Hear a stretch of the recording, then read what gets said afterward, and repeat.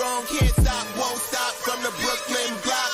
B-R-O-O-K-L-Y-N, B-R-O-O-K-L-Y-N, B-R-O-O-K-L-Y-N, B-R-O-O-K, we well.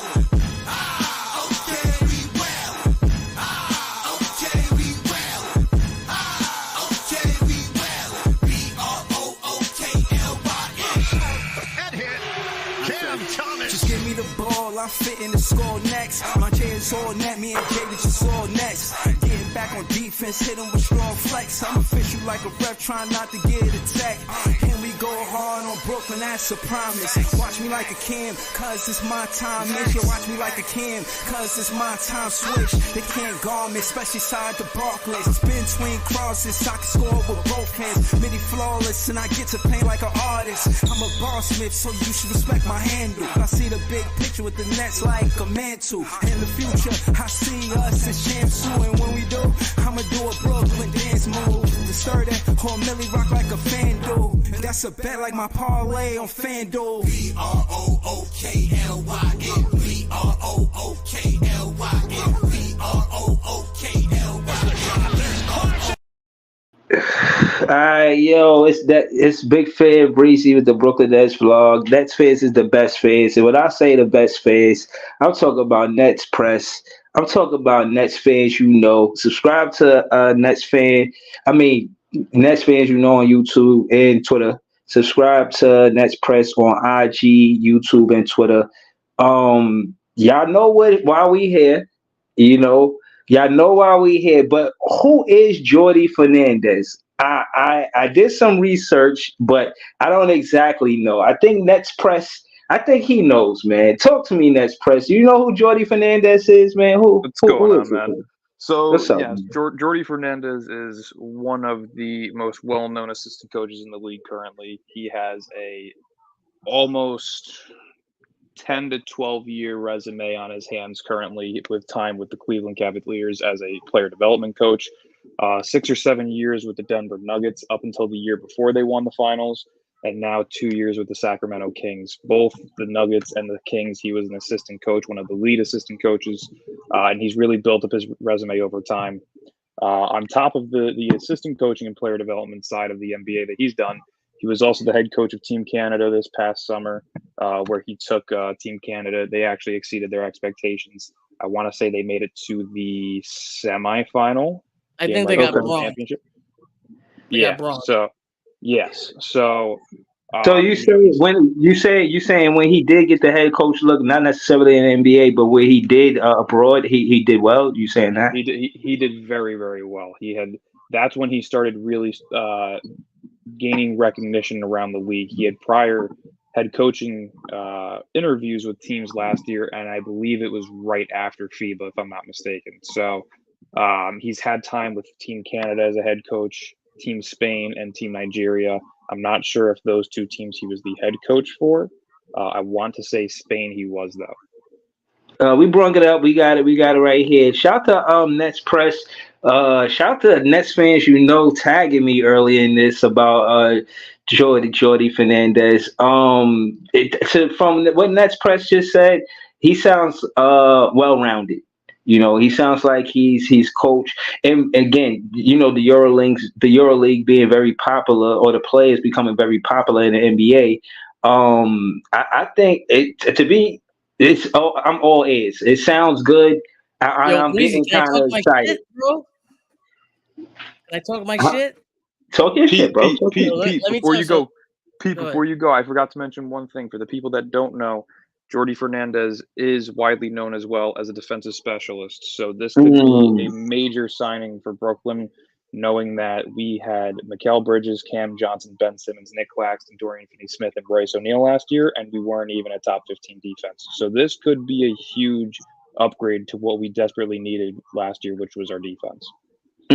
Okay. Talk your shit, Pete. Talk your shit, bro. This guy, listen to this guy. He was one paper away from getting a PhD. He winds up getting noticed by Mike Brown in I think it's like a Spain basketball workout or something, right? They wind up bringing him business. He leaves the PhD, winds up getting a job, like kind of helping players in player development. winds up working that into an assistant coach in the G League. He had 2 years with the Canton Charge. I think he won 31 games each year. They lost in the playoffs. But basically, like Dylan was saying, Nets Press was saying, he got a lot of love when he became the coach of Canada last year because his play calling and kind of in-game adjustments were elite. He was already known even before the Canada stint about that he was an up-and-coming guy. I think he's the third youngest head coach in the NBA right now. But yeah, Mike Malone had him for I think 4 years in Denver as his assistant coach. Great communicator, great play caller. I'm getting over a cold, sorry guys. And man, what a You good? pickup! What a Yeah, pickup! no. Well, all three of us sound like we're excited about it. You got the chat kind of like 50-50. Well, I won't say 50-50, like 70-30. Jordi Fernandez is a good hire. You got what's the comment I was just reading? Yo, I got a bud Oris. story. I got a Bunholzer story for you. I've been All right, talking. that's it. Let me tell you about this. I know as recently as maybe 2 weeks ago, a week ago, Joe Tsai went to Austin, Texas to interview Bud. I thought it was a signed and delivered deal. Everyone I talked to said it was done. So I saw this message, the Woj tweet, and I like almost shit myself. I couldn't believe it.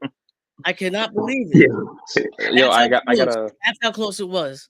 And I I gotta think pick. I think money had a play in it because I know Mm, Bunholzer. Now I can say this: Bunholzer wanted 10 years and damn. crazy money.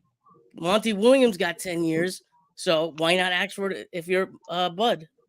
Mm, So I got to piggyback on that for a little bit. So Go the for it. surprise that we were talking about before we got the chat here in us was I was speaking to a beat reporter within the Nets.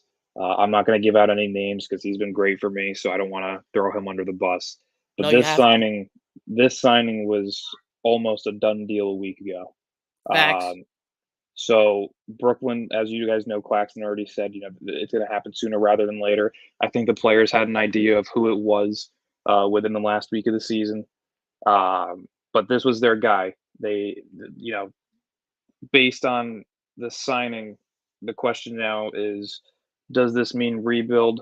Does Jordi Fernandez attract stars to Brooklyn once again, or are they going to take this slow again this year and try and figure out which direction they're going in by the trade deadline? That's still to be answered. But as of right now, this is a great coach to begin a rebuild with, and I continue to push this more than anything. Mike Budenholzer was a win now coach. He was a guy that, I mean, just based on his playoff experience, he's a slightly better Doc Rivers. So if what you said was true, where he wanted 10 years, I definitely agree with this signing rather than Mike, just because you cannot take a risk on a coach when you're yeah. already paying Jacques Vaughn and Steve Nash for a couple more seasons. Nash is Yeah. done Oh, already, by the way. They're hold not on. paying him I anymore. Nash just finished up. He just Yeah, that finished up. him too. And to add to that, again, the elite play calling, all that stuff doesn't get overlooked by the players. Right. Now, I do give credit to Clack's comment about wanting to be a playoff team and kind of like a contending team. So Clack's basically like, yo, and when you read it in between the lines, he's saying, I don't necessarily have to get the max bag. I want to win. And I think he said that because of the incentives inside of the new CBA contracts. Like if you play X amount of games or if you become depoy or something like that, you get extra money. So he Mhm. probably focused on that. And then remember, he getting that side money with the Brooklyn Nets with the clothing line. So they're making the right strides to, keep Clacks happy. But my question to the Breezy. panel, Breezy. hold on, let me say this thing. My Go question ahead. to the You got panel, it wrong, bro. Go ahead. I did my question to you, Pete, Nespres, is do you think from what you've seen or heard about Jordi Fernandez, do you think he values somebody like Claxton? Well, before I even answer that, one thing that I wanted to say, because this is my hot take, Jordi Fernandez reminds me a ton of Ime Udoka. And Facts. I was thinking the same thing. if you guys remember, Udoka was our assistant coach. He went on as a rookie head coach to Boston, took him to a finals. I'm not saying that Jordy's taken us to a finals because he wasn't given Jason Tatum, Jalen Brown, and the rest of that roster. But what he is that defensive specialist coach, and he's had years with the Kings and the Nuggets. And similar to Ime, who had a couple of years in Brooklyn as an assistant and got to witness some playoff teams, that's similar with what Jordi just did with Sacramento, taking them to their first playoffs in, what was it, 14 years or something like that. So, this is a guy who's ready to take that next step, and he reminds me a ton of him. But as for Claxton, what was your exact question again, my man? I forgot. My question is, do you think he finds value in a player like Clax? Does he talk to the front office like, nah, we got to keep him? 1000%. I think with his defensive background, he's going to want a team who wants to play dirty. Not dirty in the sense of injuring players, but meaning getting gritty on the boards, playing tough defense, and really defining the team as a defensive caliber team. They have the pieces to do so. We keep saying this year in and out if Ben Simmons comes back healthy. I'm not going to do it for this one just because I'm so fucking sick and tired of the dude, but it sounds like he's staying as of right now. So if he can come back healthy, you already have a top-tier defender. Nick Claxton in the lineup, you have a top-tier defender. Noah Clowney, who's progressed as a defender. He looked great in his final 15 games with the Nets during the regular season. Cam Thomas progressed as a playmaker. And, of course, Mikal Bridges, who was a Defensive Player of the Year candidate not too long ago. If he can just finally get his shit together, he came out and said that, mentally he wasn't right. Whether that was my abuse on Instagram or not, I'm not too sure. My fault, Mikal. But, this team has the defenders to do it, so they got to just figure it out. And hopefully, with his defensive background, they can figure that out for this upcoming season. Go for it, P. Talk to me, P. You agree with Nets Press? I believe Nets Press. Go look at the ESPN report that they just put out. That Woj just put out talking about Jordi. Did you guys notice that Nick Claxton is right in the smack dab middle of it of all the core players? Yeah, but you have I to do believe that. this report came from Marks 100%. So the fact that it's listed there and that we know that they want to win, I think that's it looks like Clax is going to get the bag from us. I want to talk about the clothing line. Don't worry about the clothing line. That's a couple thousand. They're millionaires, right? What he said, Clax said, talking about winning and whatnot. All that is leverage. Everything you're going to hear now is leverage to free agency. All right, but okay. So what about Cam Thomas? Do you think he want to build around Cam Thomas? You think Jordi he value a play like Cam Thomas? 1000%.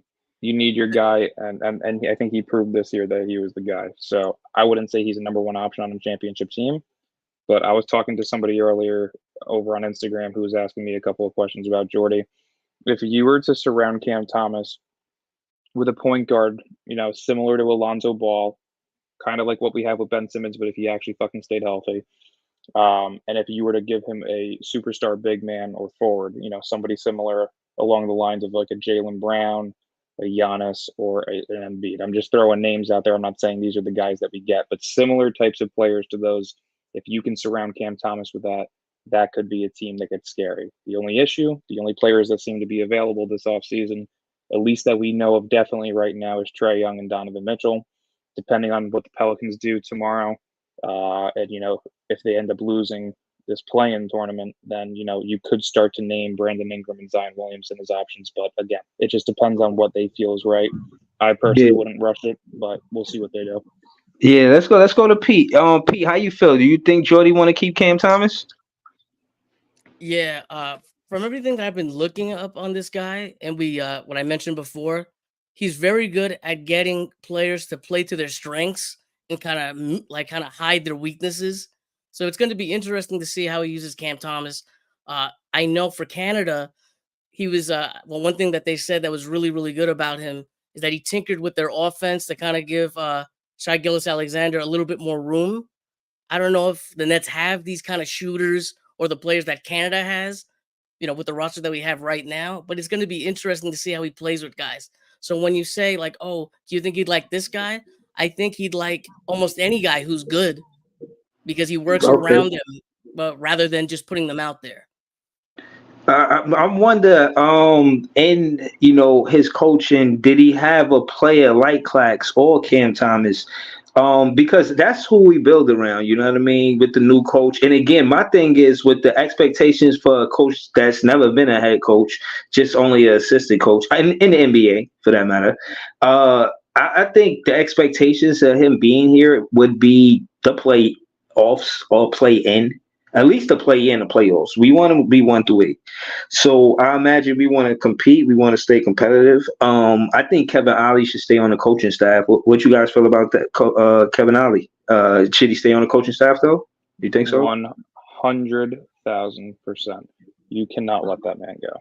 He is an incredible coach, an incredible player development coach. Just in his small stint as a head coach for us, look at the progression Cam Thomas made as a playmaker. Look at the progression that Noah Clowney made as an all-around player. You can't get rid of a guy like that. He's too good not to be on your staff. And I was all for him staying as head coach, honestly, if we were to go the rebuild route. So I do think that he should still be here long term. I'm hoping that he wants to come back as an assistant. That's my only worry.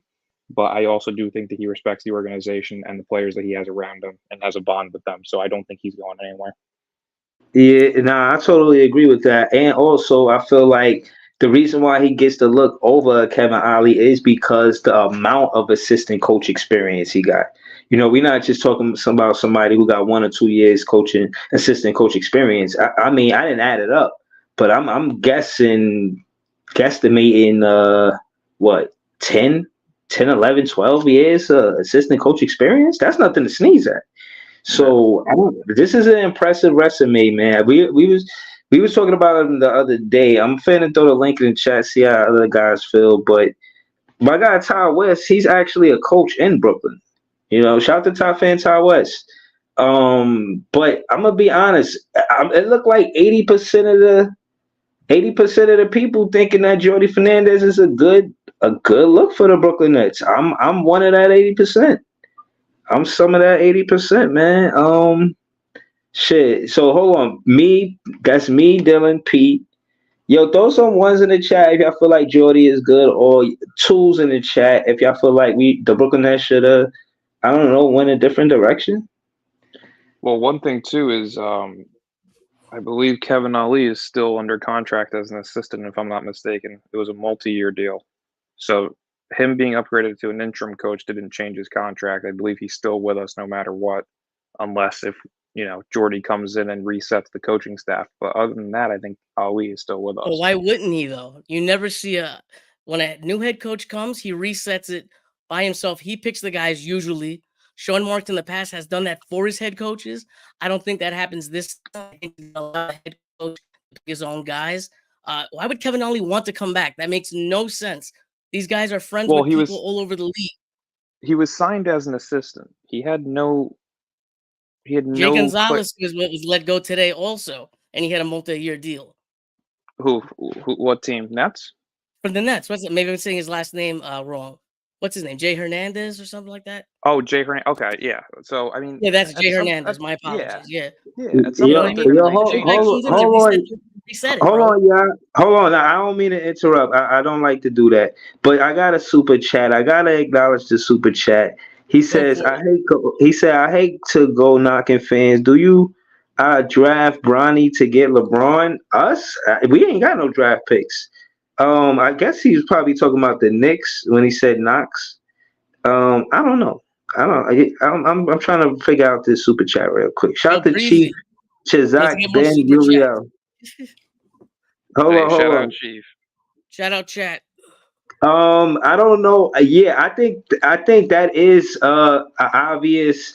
By how they trying to get LeBron. That's the obvious. They definitely going to do that. Like they definitely going to do that. I don't see us going for LeBron. The only way that I see us going for LeBron is if you trade for Donovan Mitchell. Donovan Mitchell and LeBron makes a ton of sense, but I don't see them just straight up going for LeBron, and drafting his son doesn't make sense right now. He's not ready for the league. As a perimeter defender and as a playmaker, he is almost at the level of an NBA player, but as an offensive player with the cardiac arrest that he dealt with this year, he needs another year. He needs to go to a college that's going to give him minutes and is going to make him the well-rounded offensive player that he can be. So I don't think that it makes sense to draft him just yet. And it also, LeBron's. I mean, he hasn't said it specifically, but you can tell if Bronny doesn't get drafted to the right team that LeBron wants to go to, he's just going to go back to college. He's already in the transfer portal, which establishes him as a player who can go back to college. It's not like he's out of the running to stay in college. So if a team drafts him and he doesn't want to play there, or LeBron doesn't want him playing there, or LeBron doesn't want to go there, then he's heading back to college. So I doubt that happens. Yeah, that's the thing though, Dylan. I feel like, well, for one, we can't do it, and two, they saying that he not NBA ready. For three, it's a lot to go from what 26 games to 82 games. The schedule will be considered from college to the NBA. What's the word I'm looking for? I forget the word, but it's a lot. From go to 26 to 82 games, it's a lot. I don't know if he's NBA ready. I think they want to make history more than he's NBA ready. Like, forget developing him in college. Get him to the league. We'll develop him in the G League or on one of these teams. He'll be well taken care of. He's LeBron James' son. But who gets him? I don't know, Chief. I'm gonna be honest with you. I don't know. But when I seen, if you are talking about the Knicks, when Bronny I said Bronny. When LeBron put on that Knicks towel and they got all them draft picks, yeah, I kind of figured that's a route they might go. You know what I mean? Sad to say, but yeah, word. But yeah, I'm glad that they made the coach a focal point on what we do. You know what I'm saying? Word. To be totally honest with you. Yo, y'all audios. Y'all just mute up. Yeah, it sounds like y'all got a TV in the background. If that's me, y'all watching. That's us, y'all watching. I mean, yeah, y'all listening to it. So you got to close off the YouTube and then just be, you know what I'm saying, on the StreamYard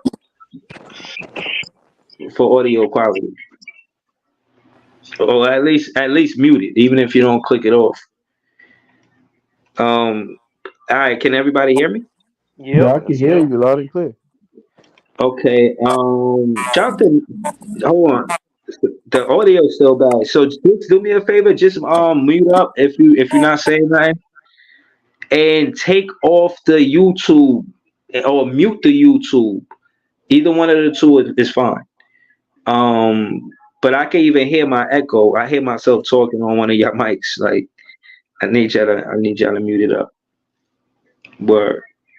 But yeah, man. Shout out to the whole panel, man. Shout out to Ivan. Shout out to my guy Top Fan Todd West. Shout out to LM. Shout out to John. Again, subscribe to Dylan on IG. We out here, man. That's fans is the best fans. We gonna go to Top Fan Todd West first, man. I ain't seen him in a minute, and he is a coach. He's an actual coach. Talk to me. You hear anything, Top Fan Todd West, with Jordi Fernandez? What you think? How you feel about that, about the Brooklyn Nets? Did they do good with Jordi? Yeah, I feel like that was a good move. A lot of people wanted Mike Budenholzer, but Mm, that was too much in the media, and you already know how that is. Everybody want him, and he's basically looking for veteran players. And we have a young team, and then this coach is good because he had a young team in Sacramento, and he mm-hmm. was doing good with them. Look what he brought Sacramento. They had a good season last year and all that. So I feel like with the young players we got, Yeah. he can really improve Noah, Jalen Wilson. Mm-hmm. The way they've been playing these last couple games, Yeah. they've been balling, and now imagine him working with Mm-hmm. them. They might actually play better and improve. So you never know. It's a good Yo, look. Top Fan, Ty West. Well, I got you here. Can you do me a favor, bro? Can you just explain to the audience? Hopefully, this same audience is tapping that like button. Shout out to you guys. But Top Fan, Ty West, can you just explain the importance of what an assistant coach actually does, and just tell Assistant coach is yeah. technically assisting the head coach. Like just because you're not physically the head coach, your role is to help assist. So you're still working with players. You're still developing the young guys. You're still helping him. You giving the head coach some plays, what things he should try to run. So basically, you're an assistant, but he looked towards you to actually for input, and you're working with the players. You're getting them better. So he's an assistant. He's one of the best assistants in the league. He was the coach, the assistant of the year last season. So now he Wait, got the what? head coach. Yeah, they gave him an award. They gave him an Wow. award for being the best assistant or something. I did not know that. Shout out to So Top End Ty West. I did not know that. I didn't even know that was a thing. yeah, I read it. When I seen him, I had to see what he was about. Okay, So appreciate you. so I felt like this is a good look. He's somebody that we really don't know about, and that's a good thing because no one was expecting him to be the coach. Everybody was expecting Mike Budenholzer, but I felt like if we would have got Mike Budenholzer, he was looking for a star on the team, and we don't need a star on the team right now. We just need to work with the young players we got now and Mm-hmm. take it from there. We don't need no I'm with superstars you. at all because Now, having a superstar is drama. I'm with you. I'm all the way with you. I want to say shout out to Top Fan Ty West. He's a real coach, man, for real. We got also John and LM and Ivan and Easy on the panel, man. We gonna go to Oh man, we gonna go to John. He in the private chat saying something. What was you saying in the private chat, John? First off, shout out to Pete, Nets Press, LM, everyone else. Listen, I'm going to state the Hey, obvious what about here. me? Could I get a shout out? But hey, always shout out to you, Breezy. God damn. But I got to admit the obvious here, guys. Sean Marks again blew it. I mean, this was probably one of the easiest coaching layup decisions in history. And what What? does he do? He fumbled the ball. I, You I mean, think I so? just listen. At the end of the day, we haven't had a coach with extensive. I'm talking about extensive coaching experience for almost 7, now going on 8 years. I understand Okay. that this guy Fernando has international coaching experience. He has some good little skill sets here and there, but I just find it wonky where this direction of this team is. I mean, Sean Marks already resisted 2 rebuilds. Now we thought Mike Budenholzer is going to get us towards this contending route because that's the route they want to go if they're going to resist so many rebuilding routes. Now you have a new coach who's Mm, inexperienced. This is his first time coach. Like, what's the direction? Sean Marks has to answer. I hope the media asks him, what is the direction of this team, given the fact you've been flip flopping for months now? Like, I want to know because this doesn't mm, make sense to me right now. It really Well, doesn't. if I could step in real quick, I'm not sure if you've seen the articles yet that are being posted, but from the sounds of it, and Pete said it before, the demands of Budenholzer were absurd. The man wanted a one of the highest paid contracts in the league, and he also mm, wanted a deal that was up to 10 years. We're mm, already Okay. we're Oh, still oh, paying yeah, we're okay. still paying Okay. Vaughn. Like Okay. there's certain Yeah. issues within that you can't do. And then to top it off, I was saying this earlier, mm, Jordi Fernandez reminds me a ton of Ime, where he comes up as an assistant coach who I, was considered to be a defensive specialist. So this is a guy that mm, has that, that that, level of potential as a head coach within his first re- year. Not And saying he he's looked going to like a bring us to a fairly young final. dude. Is re- he fairly re- young? Fernandez looks He's Yeah, young. he's only 41. 42. I, I He's think young. I, And 40, he's I young. 41, 42. I think respectively we shouldn't compare him to Ime because this is his first real coaching gig. So we got to see how this guy does for a year before I'm gonna start making any comparisons. Just in Yeah, but that fairness, was but also yeah, but at Ime's the end, first coaching year with Boston. He was our yeah, assistant. He was an right, assistant prior to that. So that's why I'm right. saying like both of them have that defensive background. And coming in as a first year coach, it could be a very similar situation to the development and the progress that you see. I'm not saying we're going to a finals because we're not, but it's similar to what Ime It's a step to the right was. direction, basically. Yes. Yeah. We don't know what the direction is. I need to hear from the words of these guys what the direction is because it just I, seems I, like I flip I do flopping have a right I now. do have a Well, question That's what it seems for like. the guy that we just uh, talking, that's Dylan, right? Dylan. That's Dylan? Dylan from Nespresso. Yeah, Go yeah, ahead, Dylan. Ivan. So you think we still gonna have the young core? It look like we are, right? It look like it's gonna be a similar roster. From the What you sounds of it, moves are going to be made. It's going to depend on what they can find. If we, Okay. as of right now, it looks like the top two targets are going to be Mitchell and Trey. I think Trey's going to San Antonio. I don't even think that's a debate anymore. They have the better package. It's not even close. Mm-hmm. Donovan, it's going to depend on where he wants to go. Does he feel Brooklyn is a place where he can win? based on this season, he has no right to think that, but he also may value playing in New York I've been saying over that forever, LA. man. Nets Press, I have a question for you. The thing about having Bud as the coach is that he would have wanted two big men with Mitchell in the starting lineup. Is this guy Fernando going to want to experiment with two big men? Because this is where the league is going. Most contending teams have at least two big men on the court. I mean, if this is small ball again, then Sean Marks has learned nothing again about what this team needs. That's why I thought Bud was going to change that. Which If two No, teams have two big men on this the guy court? actually What this teams guy have? actually values defense. So he's not a fucking moron. He's not gonna put, fucking Mhm. 6'6" Jalen Wilson out there to be your power forward. It's not gonna happen. We'll see, I'm not. man. We'll see. I mean, Sean Marks has a lot of pull with this team on how they want to do small ball, and I just thought it was going to change. Now it just feels like, okay, we're back where we started again. But No, but the I No, thing mean, is, I we think never I think we Marks never has lost use his small power. ball properly either, though. So hopefully this right, guy but can hold on. implement small ball the right way. Hold on. Yeah, again, I want to just get around the panel because LM didn't say anything yet. I got a few soliloquies myself, but we're gonna go to LM and Easy first. I heard Easy trying to say something. We're gonna go to Easy then LM. Easy, what's good? How you feel about all this? No. LM can have the floor. All I was going to ask John was, what two teams have two big men? The Bucks do. You see how that's working, right?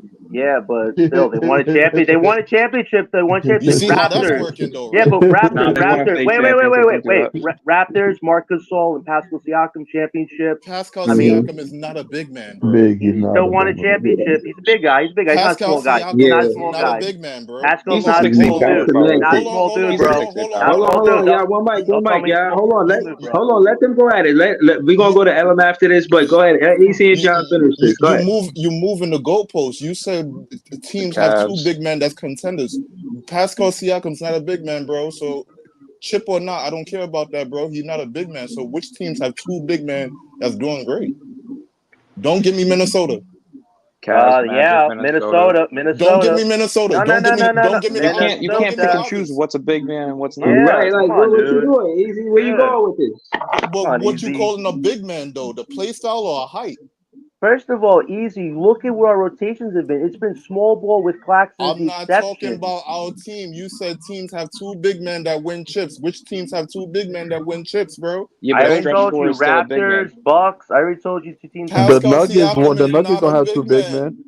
Then how Aaron does he Gordon get can to be the considered rim a all big. the He's time? The 6'9". guy doesn't He's do it a with. forward, bro.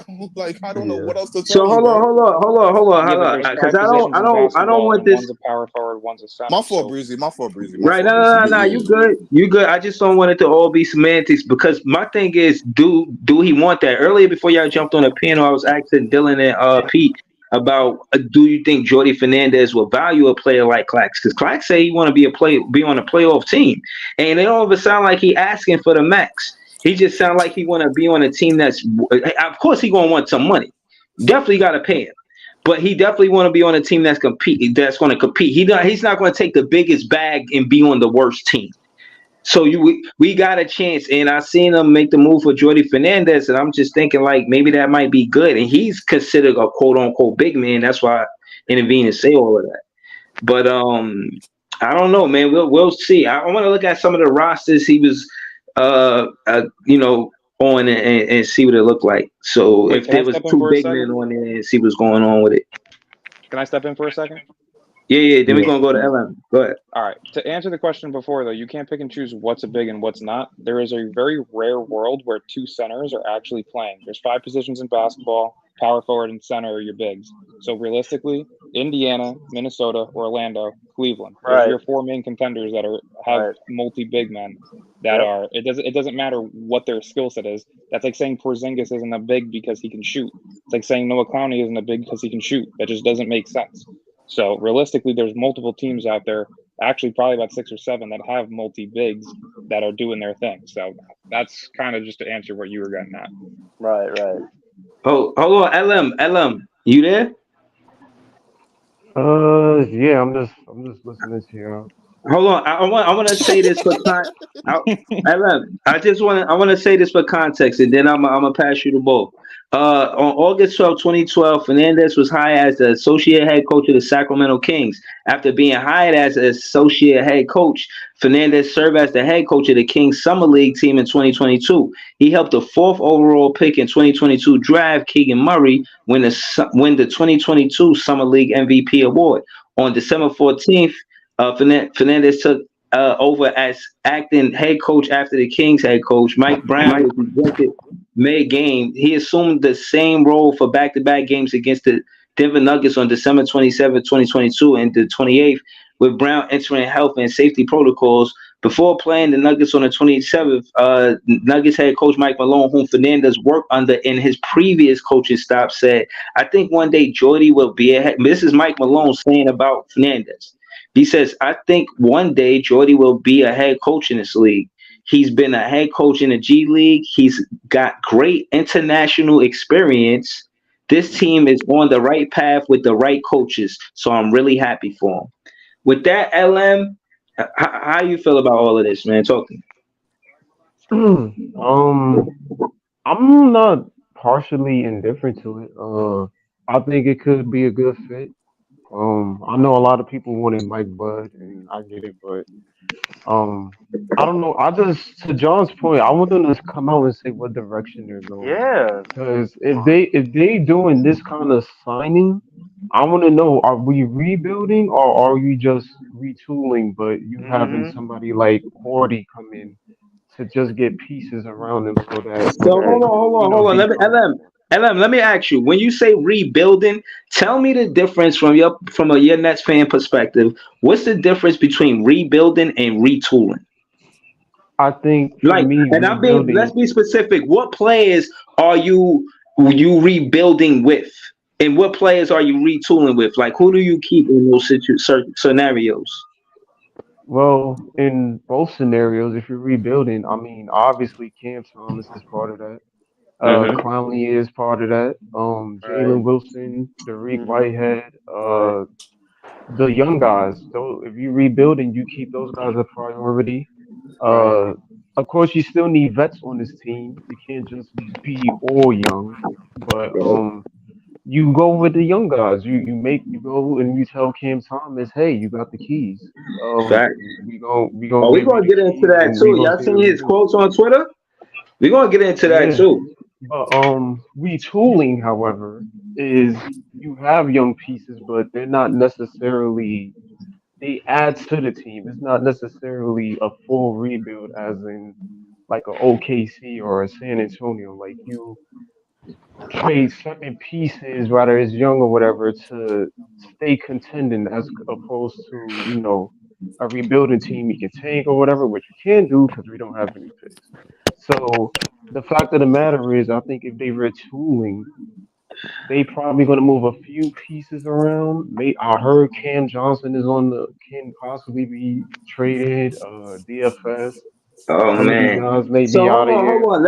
Let's yo, we got the off-season specialist, the Nets press. Bro, if he a defensive specialist, what is he doing with Cam Johnson? But what is he doing with DFS? Because based on him being this quote unquote defensive minded coach, he would keep a DFS, but I don't know about a Cam Johnson. So I'm gonna ask Nets press because he be on top of all of this off-season stuff, man. Talk to me, bro. The Nets have Yeah. Good question, one big Breezy. Good worry. question, Breeze. The Nets have one big issue, and that's currently keeping players healthy. Right. You cannot have your two highest paid players on the team sitting out a combined 60 plus games a year. It's just never going to fucking work. So they have to pick Right. between Ben and Cam Johnson. Ben's value is ultimately diminished. There's nothing there. You would actually have to pay picks to get rid of him. So there's no point of trying to move him unless if you're going to release him, and even that's going to cause a dead cap for a year. Cam Johnson, though, is a guy that, if he can stay healthy, could help a contender. So Hmm. there's value in that. The deal that he has is a little shaky because it's just an overprice.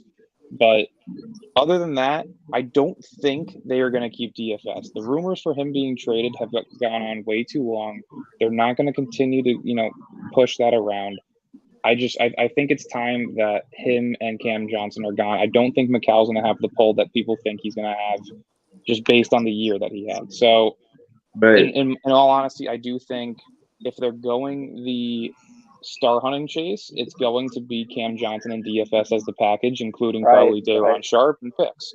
That's Why what Sharp? I think. Wait, Nets Press. Why Sharp though? I've heard his name in rumors too, but why are they going to take Sharp when he's their only actual center that could rebound? You essentially would have Clowney, who's more power forward, and if they keep Claxton, he's power forward to the center.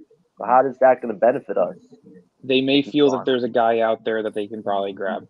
Who? So, Zach Edey? Is that where the Nets want to gamble on? Because I'm hearing that if they try to get into this draft, that they might go for him. Like, is that a play they want to even consider making if not Day'Ron?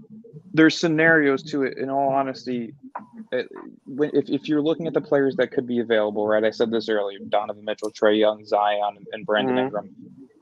Two of those teams have big men that they're looking to move off of. I believe Valanciunas is either on an expiring contract this year or next year. No, this year. It's expiring this year? Yes, he's unrestricted free agent, yeah. So you could see something where, the Nets go after a Valanciunas and make it a somewhat of a sign-and trade where where Brooklyn gives up, say Cam Johnson, DFS, or even if it's a sign-and trade with Nick Claxton, which people don't want to hear, but if no team can afford him but wants him, we could see a sign-and-trade in that instance. So Clint Capella and Jonas Valanciunas are two guys that you could look out for if you're going after Trae Young or a Zion Williamson. What about Herb Jones? Do you think that they could get a package of Valanciunas and Jones? Because Jones is a good defender, too. If we could get Herb Jones, I'll fucking do backflips right now. I would absolutely fucking love Herb Jones. The guy is a defensive menace. He is the perfect fit for a Jordi Fernandez defensive scheme. He is incredible. He is a younger and more athletic DFS. That's what he reminds me of. A guy who can play defense and hit the court. I heard they can move him potentially. I don't think they can afford to keep Herb Jones. And if Valanciunas are out the door, that's a two-player package. But they can't afford to keep Herb because they're trying to re-sign Trey Murphy. And as of right now, yes, Trey Murphy is the smarter option. He's a little bit tall. I believe he's the same height, similar defense, but a better shooter. So it makes sense why they'd want to keep Trey over. Herb Jones is better defense. It's just Trey Murphy a better offensive player. Yes, but he does have great defense as well, though. Yeah, hold on. I just want to add this. If he a defensive-minded coach, he can't let Clax go. It's no way possible. So why would Clax stay though, Bree? Why is Clax going to stay though? He would stay based on them again making things right. They gotta change the culture. They paid Cam Johnson, they paid Joe Harris, they paying all the wrong guys. If you're gonna start this culture the right way, you start by paying your draft picks before these free agents, man. Right. You do that. You make things right with Clax. You make things right with Cam Thomas, and then that's the good business that you need to do. The good business that they need to do to change the culture, the direction of this team, is to pay they draft picks in Claxton and Cam Thomas. Right, let's get to his question real quickly though, because he's been waiting to ask one. Yeah, so Dylan, I just want to ask, how do you know about Jordi Fernandez defensive schemes already? What prior experience or knowledge do you have of that? So he was a player development coach with Cleveland for a couple of years. He had 6 or 7 years with the Nuggets as an assistant. He was an assistant for 2 years with Sacramento, and he was also the head coach of Team Canada. Based on every report that's come out and the background on his coaching strategies, everything leads towards him being a defensive specialist. It's even in, I believe it's the Shams Post, if I'm not mistaken. It may be Woj, but in one of the articles, it specifically says he's an exceptional player developer and he was a defensive specialist. Like I said earlier, he reminds me a ton of Ime in that sense, where he has those characteristics similar to him when he came out of Brooklyn going to Boston. Do they give any specific examples of the players he developed, or any or the time periods that he was in with these teams that he was developing? Keegan Murray, I believe. Who else with Cleveland? I believe he was there during the Kyrie times. What was the guy from OKC? Gildas had his something like that. They said. Yeah, with Team Canada. Yeah, Team Canada. Dylan Brooks. Murray too. Murray from the Nuggets. He was in Cleveland during the Kyrie days, and that was a player that he was helping develop as well. So he has an extensive background with player development, and then to top it off, the defensive schemes that he runs They say he's an absolute wizard with his adjustments. So he's a We guy we that's just gotta gonna. see Team Canada, y'all. When we get off of this, Nah. just look at the. Yeah, Y'all I'm gotta gonna look see at yeah, with the Team nah. Canada. We Nuggets. go. We're gonna Hold see on, with the hold on. Nuggets. I got time, cuz. I'm gonna go to it while we here. Hold on. I just want to show y'all. Shout out to my guy Nets Press. I pulled up his tweet just to show y'all to explain easy and question. You see him? He said it right here. Again, man. This is one of the elite net fan content creators. You know what I'm saying? I just want to let y'all know that, man. Hey, we're 65 followers away from 20K. So if you aren't following already, go over to Instagram and hit that follow. Yeah, man. Follow him on IG. I just wanted to ask y'all. Prajwa Pai asks. He says, I still believe we are one Ben Simmons trade and one good player away from getting back into the playing six spot. Yeah, yeah. How y'all feel about that? Y'all feel like we close or we need a lot? Now, I feel like Boo. we close. We Get just Ben need Simmons off somebody this that could. team tomorrow. We need Hold a on. glue Get Let him person. off. Ivan finish. Let Ivan finish. Go ahead, Ivan. I feel like I What the agree with fuck? this. I feel like we just need one glue piece to mesh everything together. I feel like we just a crazy puzzle. We need Let me one go back puzzle to to these put it fucking together. standings, bro. That's how I feel, yo. For real. Niggas is Yeah, fucking drunk. Is yeah. Mitchell a bust, Hold man? on, Jesus. hold on, Mitchell a Easy. bust. Why you say that, Joe? I don't even drink. Why you say that? Why you say that, Easy? Yo, all right. So top six, right? Top six, right? Boston, New York, No. He's saying the Milwaukee. sixth spot. He ain't saying 1 through 6. He's saying the sixth spot. I'm gonna name the top six teams. I'm gonna see which one we knocking out, my nigga. So Boston, New Okay. York, Milwaukee, Philly, Miami, Orlando. Which one we knocking out? Right now, it's hard to say that, Orlando bro. and It's hard. Knicks. We gotta Orlando wait to Knicks. the. We gotta wait to see what the team look like before the off season. I Right was now, gonna I'm say not. I you don't. have Nah, to I'm yeah, not yeah. even gonna give you an answer right now, bro. I you just have want to to see what factor in the Paul roster George Yo, look like too. before we start, notice bro. notice I didn't mention Cleveland either. So if you try to rely on that spider shit, his team not a top six team. So I Yeah, wouldn't say Yeah, that. I'm Depending on waiting, Mitchell's a bro. top I'm 15 player, waiting. though. depending on the package they get for Donovan, they could still be a playoff team. They got Garland, Mobley, and Jared Allen. That is not a team that you can say isn't you absolutely can't awesome. sneeze. You can't You sneeze also at have it. to you also have to factor in that Paul George is heading to the East, whether it's Philly or Indiana. So one of those teams is going to Wait, get what? better and climb the rankings. Yeah. Yeah. Wait. It's What? a, Whoa, hold on. talk, What? talk Oh, your oh, shit, Dylan. y'all didn't know about that? All right. So pretty much him and the Clippers have not been able to meet for a contract extension. It's sounding more and more likely that he is interested in Indiana and Philly. Philly actually has $65 million in cap space this offseason, so they are going to go after him 1,000%. It's going to Right. depend on if Indiana has money for him. If they don't, he's going to Philly. If they do, you could see a reunion there. But either way, I'm almost 95% sure that Paul George is not going to be a Clipper next year. Yo, Mm. hold on. I just Yeah, want to he's hold on. Let offering me too just add. much. Hold on. Let me add to that because I was watching a podcast P earlier today with the interview with him and Juju. That female hooper, the rookie that was putting up all them numbers. Shout out Know to what I'm talking Juju about? Watkins, boy. Word. That being said, he was interviewing her, and I think I heard it. I was working, so I heard some of it. But I think she asked him a question like, when did you slow down the game? And he was like, after the injury, you know what I mean? Because he said, I had to sit on the sideline and I had to watch the game. And case in point, to Dylan's talking point, he was reminiscing about the Indiana Pacers. So I know he got they drafted him. You see what I mean? There's some kind of connection to a team that drafts you. You always got love for it. And on that note, I heard Cam Thomas say the same thing. He said, I never doubted the Brooklyn Nets. I got drafted, so I always had love for him or something. I'm saying it not verbatim, but it was to that effect. Did y'all see that post game interview or that when he was in the press conference? Did you see that Nets press? Well, actually, I Breezy, I actually posted about it, I believe. Okay, got something. okay. I got something to add too about the Clippers. There was a report that But of came out. course. There was a report that came What out. you say? There was a report that came out tonight from NBA Central that says Kawhi Leonard's his surgically repaired knee has got a lot of swelling, so he's in doubt for this potential Oh series. shit. Mm-hmm. Oh, you guys Yep. heard Oh something? All no. money on the Yep. fucking Mavs, nigga. All Yep. money on the Damn. Telling you, fucking listen, Mavs, yo. guys, listen, listen. If the Hold Clippers, on. wait, listen, if the Clippers get eliminated Well, the first round, I think they're breaking it up. I mean, James Harden, this hold guy on. goes where the money is. Nigga, I'm from Paul Mm. George FanDuel right wants to now. go home, and I think Kawhi Leonard, his career might be over sooner than expected if his knee is not going to hold up, man. Nigga, Well, I'm remember on they extended. FanDuel Wow. right now. Remember Wow. they extended Yep. Harden, so they don't have the money for Paul George, or at least what he's asking for. That's Right. where the issue is right now. Mhm. That's not a Nets fan I issue. also wouldn't rule out a sign and trade with Paul George for Julius Randle. I'm just saying. Get a Zubats, man. Get a Zubats on this team. Let's go. Give me Mhm. What? So hold on. Before again, I kind of want to That's a bring it spicy back take real right quick. there. I ain't gonna lie. Hold on, before we go on the league, because I want to read this comment by Oren. He says Oren Spiegel goes, yeah, I don't think Cam Thomas hates the Nets organization anymore. And I ain't put an LOL there, but I'm laughing. But he did have a T-shirt that said "Ain't shit funny." So let me just keep it straight up without no funny, right? So now, yeah, he had all of that.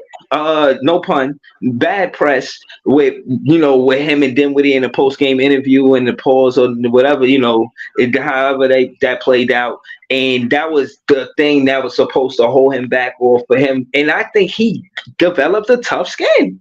If he could get around that and speak how he doing in his post game interview, I think Cam Thomas has tough skin and it represents the Brooklyn brand of basketball, bro.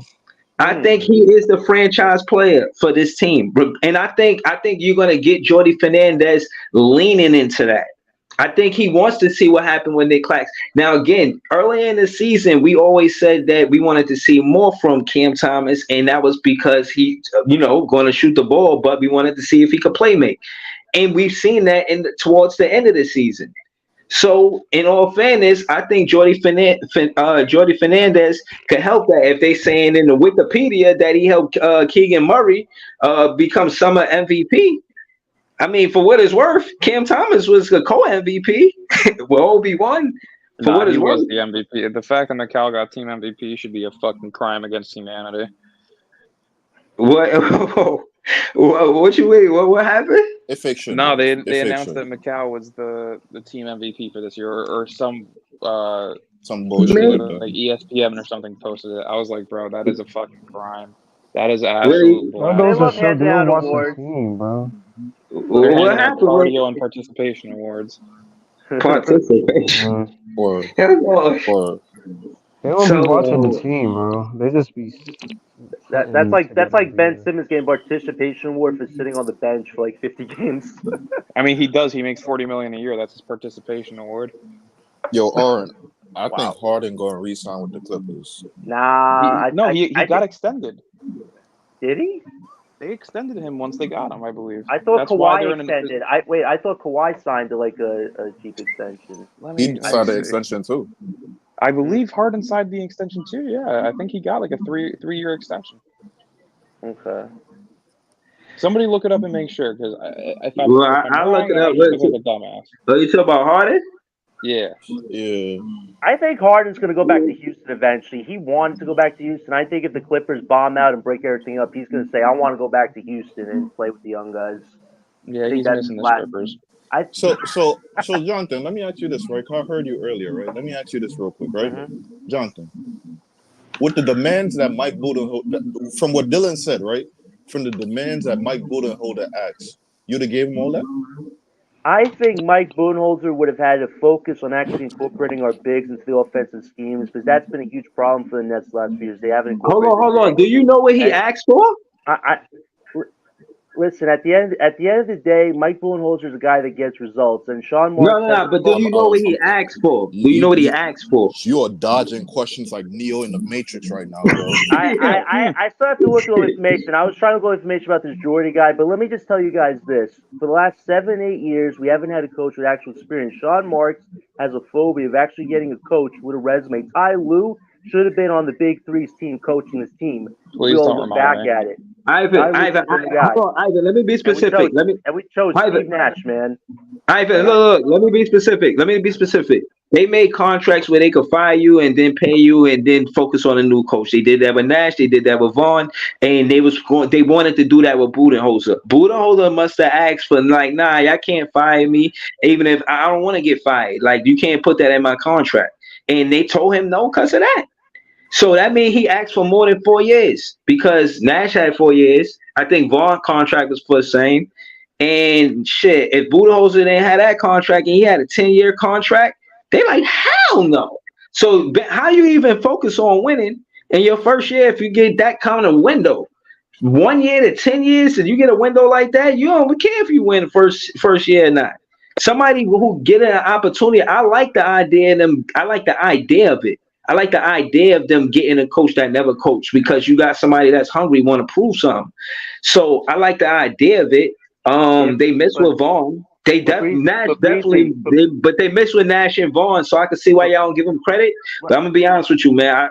I do like Jordi Fernandez. I do. But Breezy, we've been going for 8 years, though, man. What have we gotten results-wise? But hold on. But the thing with what I think, I understand why John won Budenholzer, but with these coaches, man, you start looking. Personnel matters too. Do we have the personnel for Budenholzer? Like, I think John not realizing that, bro. No, I don't think Sean Marks realizes how to actually build a team from coaching to roster construction. He really doesn't. I mean, I think Fernandez could do something with this roster, though. But John, you didn't answer my question though. Would you have given Budenholzer everything he asked for, according to questions like Jacques Vaughn? First off, I got to see the full report about it before I can make a fair assessment. I just 10 think years, that a 10-year contract. Dylan, do you want to remind him of the things that Mike Budenholzer asked for? At the end of the day, I want a coach with actual experience. Is this actually out there, or is this just speculation? Right. Because you can't be coming over here saying. First off, I can't blame Mike Frash for that. The guy has a 60% winning record. He took Atlanta Hawks, a team of bunch of nobodies, really, no real top talent, got them. Hold on, what year was it? What year was that? 60 wins. Like, not many coaches was that the year they've done that. Was that the year that they had All-Star Jeff Teague, Al Horford, and Kyle Korver? Jeff Teague? Hole started 5 with Star. Yeah, that is not a fucking dog shit team. That is just an incredible story team. No, started 5 with First of all, Mike Budenholzer deserves his credit for actually getting different players that aren't on everybody's top radar and getting them to play good basketball. Kyle Korver was fucking Reggie Miller that year. I just remember that. I remember sitting at home and watching the fucking Nets lose the playoffs. He did not miss. Yeah, Kyle Korver did not miss. Kyle Korver was what Joe Harris was supposed to be. I actually went. I for one actually went to a playoff game in that series, bro. Yeah. Oh shit. Yeah. I'm about to get pissed off. I'm about to get fucking pissed off. Yes. Easy, hilarious. Yeah. Oh shit. Oh shit! What the hell did we just do? Yes. No. You said no. You said the exact right word. Oh shit! I actually went to a Nets playoff game during that series during that year when. Sorry to hear that. No. We actually won that game. Darren Williams had 40 points. Talk that shit, Lee. Darren Williams won that game. Yo, hold on, Leaf. Hold on. Shout out to Leaf. Subscribe to Leaf. His page is Leaf4788. So answer Nets press question. Harden is unrestricted free agent in 2024. Okay. Wait, what? But if y'all want to peruse and see other contracts based off of theories that y'all got, we could do that too. You know what I mean? I'm up here just pulling up stats because why not? Yeah, I think he was signing with the Clippers. The Clippers gave up too much to get him, so they have to resign him at least. But the Clippers will just put long on the inevitable, though. They got guys. They have the oldest All-Star group in the league. I just think they'd be buying time if they get eliminated the first round. Yeah, but Jonathan, they got an owner that's willing to spend, so they could flip that roster at any given moment if he feel like it. We'll see, man. I just think OKC is in the driver's seat. They got first place, and they have 15 draft picks. They could have a dynasty tomorrow, and they could get 2 stars right now with the flick of a wrist, man. Laurie Markman's going to be a Thunder. No, they cannot. Going to be a Thunder this summer. Just watch. No, they cannot, bro. Because the thing is, they're not drawing free agents. The reason why they got 15 picks is because that's the type of organization that gathers up picks. Yeah, but Well, they also got lucky that Paul George was an MVP candidate that year, and Russell Westbrook was a reigning MVP, so that helps too. Yeah, that does help. But the thing is, that does help. But the reality with OKC is that like they're really another draft piece away. It's just all about the archetype of player that they add to that. That's the reality. But like, what our problem is, I'm about to get pissed off. I don't know what our fucking problem is. Nah, yo, I'm gonna be honest with you, Leaf. You don't gotta get mad, man. We've been figuring it out. And again, from what I can see, and I'm not backing this. I'm not saying that this is so or right as rain. What I am saying is they did look for a defensive minded coach. The focus is on defense and not offense. And if our identity and culture of basketball is going to be defense first and then offense, we gonna be all right, bro. I think this team is going to be better. We'll see, No, man. Because to have see, man. defensive players, you and know what, defense Breezy, bro. I ain't gonna lie to you, bro. Anything new or anybody new that we get, man, I'm negative as fuck until we get back into the playoffs. Fuck that. Bro, that's a I'm not lot of games, man. No, I don't care. I don't care, bro. You gotta care. You the one who do the play by play. No, Hold on, you right. I do the play by play, but listen. I'm not jumping off the top rope like you did last season, bro. Nah, I didn't do that, bro. I didn't do Hold on. Nah, this is where hold on. Let me clear my name. Hold on. Let me clear my. It is. Hold on, bro. Can I clear off the top rope? Bro, hold on. Can I clear my name? Can I clear my name? RVD. Hold on. Bro, listen, this is what I did, Easy. I said that, yeah, I would say that I was optimistic. That's a fact. But because I recap every game, and this is why I'm giving context to the situation. Because I recap every game, that means I'm attentive because I'm watching the game, listening to the game at minimum, realistically. Yo, I'm attentive enough to every game, every single game. I recap every single game. So I'm saying that to say that I'm vlogging what I see. I said all that to say that I'm vlogging what I see, and if they've had a bad game, I vlogged that they had a bad game. I wasn't like being all fanned out and none of that shit. I was calling it how I see it, the same way Nets press. And I'm not. This is some real shit. He said, "Yo, I felt one way about Cam Thomas, but at the end of the season, I feel another way." That's because he's watching the games throughout the season. You can't go into the season where it's 0-0 and then see the record at the end of the season and say, "Oh, I feel the same exact way as a fan that I did at the beginning of the season." You know what else you can? You know what else? You know what else you can do? Turn to Goku with Ultra Instinct weaving. You know what else? Weaving. No, and hold on. I wanted to add. Hold on. Go ahead, Lee. Let me. Yo, Leaf, they weaving shit, boy. Yeah, of course. Hold on. I'm gonna Wait till you say. see Ben Simmons. No, don't worry about it. Y'all are gonna be doing backflips. No, don't worry about it. I'm gonna clean this shit up right now. You know what else you can't do? You can't come into a season before the season talking about Cam Johnson and Mikal Bridges is gonna be a top 10 duo. You can't do that. You can't come into the season. That's the next LeBron and D Wade. What do you mean? Oh my God! Dude,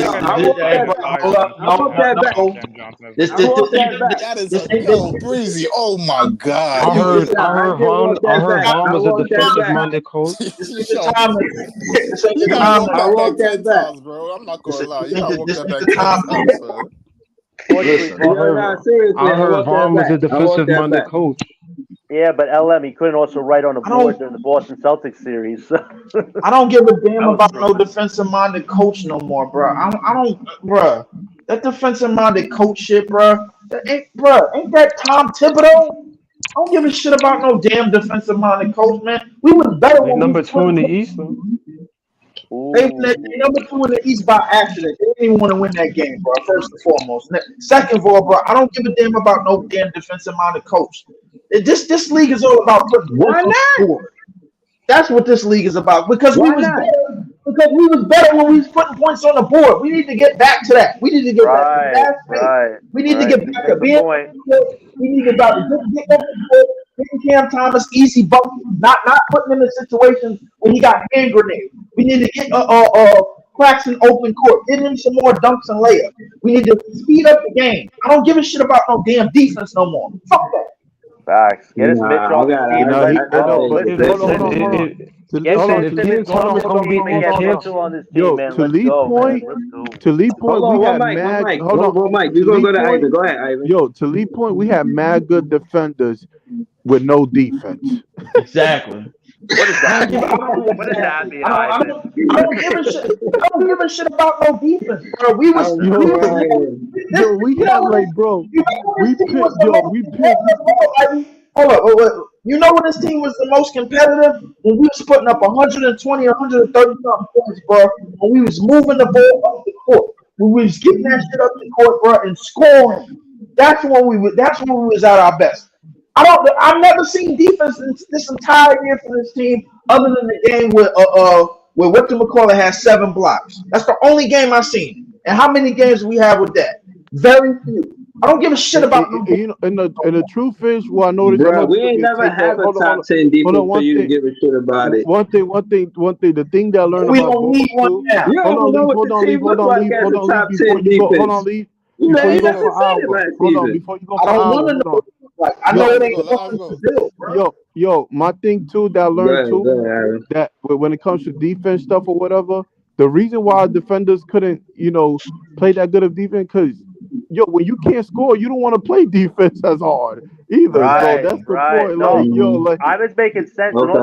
also there were a lot of guys on minimum When contracts. you go 10 straight possessions not scoring, bro, you're gonna get Especially tired on today, defense. Ivan. You ain't No, crashing out. You That's came in what's cooking gonna today. happen. no, When you no. go But wait, 15 straight possessions on defense, not scoring, bro, you're gonna get tired of playing defense. Because all you you're don't doing want is to play defense no more. Like, no, but wait, you So can't score. hold on. So hold on. Let me ask you: if Kevin Ollie stay on the coaching staff as an assistant coach, do you think we'll have a good offense with him if he as stays a? I he's think. a I think. defensive coach Look what too. happened. You saw Because like he we the, went he the to one who put Noah look what Clowney in happened the with our lineup. defense with Kevin Ali. He put Noah Clowney in the lineup. and So listen, offensively we got better because now we got another threat. no. Yep. But my question again, my question is, if Kevin Ollie with Jordi Fernandez being the head coach and being defensive minded, but Kevin Ollie being an assistant head coach, and do you think that will keep the offense good I based think on him so. being I on the think so. coaching staff?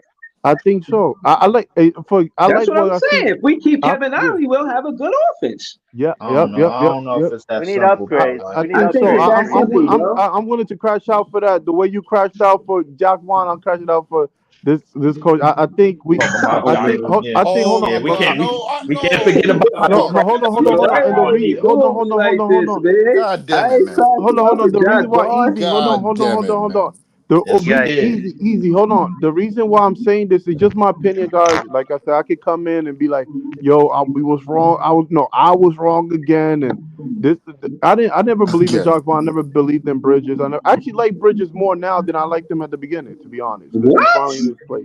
Who are you Yeah, lying to? How many because they people finally crashed play. out this year, bro? Because I feel like they finally play I at love him the end too of the many. year. They finally playing him at this right position. So I actually like Bridges playing off ball. So I feel like now Kevin leaves a lot of trials and errors. We already got like what worked, what didn't work. That he was experimenting. So I feel I like like when the you new sound coach better on the comes, he bench could in the be fourth if quarter. he's the assistant coach. I think we're gonna have a better direction. Players gotta know they already develop a little bit of chemistry. And I just think it's gonna get better from here, man. That's what I felt, but I could be wrong. I could be We next year need and be like, we damn, I need was up we wrong. need upgrades because if we So listen, if let's just take the Mitchell thing out the equation. If this is the same roster next season and Ben Simmons running the offense, it's really Cam Thomas doing a lot of the offensive carrying. I mean, not all these guys are natural Right. scorers Hey, besides Dylan, Thomas, so that's something What to up? think about too. do you Like, know I if like Joe? Schroeder too. I like Schroeder, man. oh, I Real That's a like quick, bad Schroeder let too, me name. man. let me ask you Schroeder's a good. question. Schroeder's Do good. you Hold, know, hold on. Let Easy ask this question. Go ahead, Easy. Dylan? Do you know if Joe Prunty is still on the Milwaukee Bucks coaching staff? I believe so, and I know that he is a target for the Nets. He's been somebody that they've had their eyes on for a while. Okay. I mean, all right. With that, all right. I'm not too opposed with Kevin Ali staying on the coaching staff. I think it would have been. I think to me, I look at it a different way. I think it would be kind of bad because like you had this nigga as your head coach, and then all of a sudden you bump him down back again to like an assistant coach. He might be Yeah, but he undermining the so head he coach knew that his sometimes. job wasn't definite. So I Yeah, don't think that's but he fair. coached like he was like he was trying to get the position. So he I, coached Well, of like. course, when your opportunity is called, of course you're going to. But I don't I think was he had the mindset of it's a definite. Ali's a good coach that you could talk to I off the agree. court, not on the court. Like he's better off the court in the locker room with the guys. John, but you don't Listen, know that, bro. You Yeah, I don't know do. that. Ivan, I John, how, explained to bro? wait, How? whoa, Ivan, John, wait. look. See, this is how I know you have short-term memory. I already explained to you all the mistakes he made the last stream we did on Oh, BK's you gotta say that to podcast. any coach that comes, bro. He started off Any with a coach? bad Right, hold record. on, hold on, hold on, hold on. He's You a want to say the college mistake? coach, Hold on, bro. let me say this. Come on. Hold on, let me say this real quick, bro. You want to say the mistakes he made? I just want to shout out Kevin Ollie for putting Mitchell Robinson on the line. Now, theoretically, it was a good decision as a head coach, and the reason why I say that is because you stopped the clock and you put the worst free throw shooter on the line. So, case in point is, yeah, I see the good in Kevin Ollie. I like him on the coaching staff. I think we're a better team with him on the coaching staff. And again, hold on, just hold on. I just want to just leave off before y'all. You know what I mean? Who I don't know who's next, but I just want to say this: that Kevin Ollie. I don't think he should rush to leave because it would be. This is like he didn't even have one full year of being an assistant coach in the NBA. Let him get one full year under his belt before he think about becoming a head coach. I think him being an assistant head coach for the Brooklyn Nets will benefit his career too as well. So I wanna I think ask. it's a good one. Listen, Look bro. at it like a team opposed to he taking a spot from Kevin Ollie. Look at them like together. You know what I mean? Listen, I'm gonna say this, bro. Like this musical chair shit that we doing at the head coaching position, bro. Like, listen, at some point, bro, we gonna have to improve this goddamn roster. Yeah, That's the one, bro. Like this shit is ridiculous, bro. First and foremost, bro, we need a bigger body in the paint, bro. Like we need a center. We Wait need till an the summer, actual bro. center. Summer coming up, bro. Wait till the summer. I'm not losing sleep if Claxton goes sign with Memphis, bro. I don't care, bro. I'm sorry. Belief. I care. Belief. All right. Look, all right. Who care? Yo, hold on. Who care about Clax, man? Pause. Like who care about Clax staying or leaving? Does it matter to y'all or not? Clax is not the issue here. Nah, if we man, go in Clax is not the issue, bro. if we go with if Cam Thomas is still on this team, right, and say we don't go the Donovan route, I think the coaching staff is important because from the beginning of the season, we had this man Cam Thomas playing Superman, not knowing that Vaughn all along was his kryptonite. So the fact of the matter is, if we go, what was you gonna say, Lee? Go ahead, Ellen. But what? No, go ahead, Ellen. Finish, bro. Like you said, you go ahead. What I'm saying is, if we have a good coaching staff, I don't know if we get Donovan or not. But if they, from what he did, if Cam Thomas is going to be the focal point of the offense, cool. But we need somebody alongside him. Guess Mikhail that can put the ball in the hoop, bro. Yo, Leaf. The definite hold up. Wait. I'm gonna say this. Check this out. The definition of a good coaching staff, of a good coach or good coaching staff for this particular roster is guys that's gonna help these young players the same way that Kenny Atkinson helped the group of young players that we had before. We had that, bro. We have that. His name is Kevin Ali, bro. What we need are more players to add to the goddamn pieces. We don't need no damn coaching change just because Kevin Ali was an interim, bro. He's the one that's getting these young players into the lineup. They said, hold on. They I think said, we're overhyping Ali a little bit here, man. I think we're overhyping a little bit. Hold on, let me finish. Realistic. No. Hold on. I want to make to John point. Hold on. Wait. The thing. Here's the thing, bro. I don't think we making we hyping up him too much for this particular roster. He is perfect because he got the young players in to play.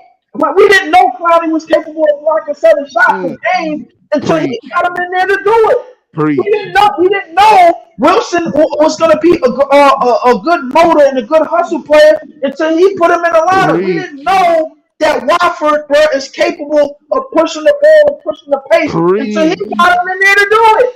Bro, and I want to say one thing, Lee, so you cook it, Lee. I want to end this. This is how I'm going to end the argument. We know Jock Vaughn, right? When Jock Vaughn had these players, we see how bad he was. But look when he had the stars. Look how good his record was. So I'm telling, like, yo, John, you got to see what Kevin Ali had with these rosters, and he started off with a bad record. Why did he bench Thomas in that Spurs game overtime? Thomas should have taken the last shot, and he let Johnson take the last shot. That for But me, John, right to there, their is an point, indicator. right? If he keeps switching up the staff, bro, that gets annoying over They don't talk time. about the finer details, Ellen. They'll talk about the finer details, man. Right, but can we give these dudes some Every time? coach Can we give make- these every dudes some good coach time, make bro? mistakes. That was One up mic, to yeah. One mic, Go yeah. ahead, Lem. But But that what was I'm saying upstairs is, that can we made give that these call, dudes bro. some time? Like we see, like Mike Malone was with Denver for 8 years before they did what they did. I think we need to give Exactly. the. Of course, we need to do roster improvements. I'm all for that, but we need to give these dudes some time to mesh together and have some sort of chemistry instead of trading everyone just because Yeah, they new we coach. want them Not out but of here. They had 82 right now, games to do it. at LM. Hasn't been least I fixed so yet. LM. I just want to say this again. The reason why I coined the term core four between Harris Carrot, Jared Allen, and Dinwiddie is because they played together as teammates for like 3 to 4 seasons. That's why they were the core, and I think that's what we need. We looking for who we should build around. Now, Clark's been on this team for 5 years. Cam Thomas been on this team for 3 years. Sharp But three technically, that years. don't count for I Cam think Thomas, Clax is though. out though, No, Breezy. I think it Clax does. is out Wait, there. Ivan, it's his third year. It was his third year, Ivan. Stop Yeah, but they the don't first count whole because this is year stuff. basically his first It don't year, count. basically. I Stop. think Clax is out of here though, Breezy. I don't think Clax been here for real.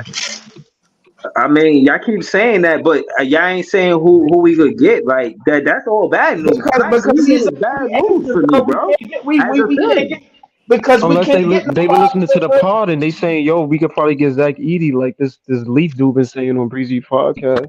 Nah, Yo, nah, That nah, hold listen, on, risk, but nah, that no, the listen. no, risk but though yo, too, man. what's when you say probably? What's the percentage in that probably? And the reason why I asked that LM is because Clax is a short thing.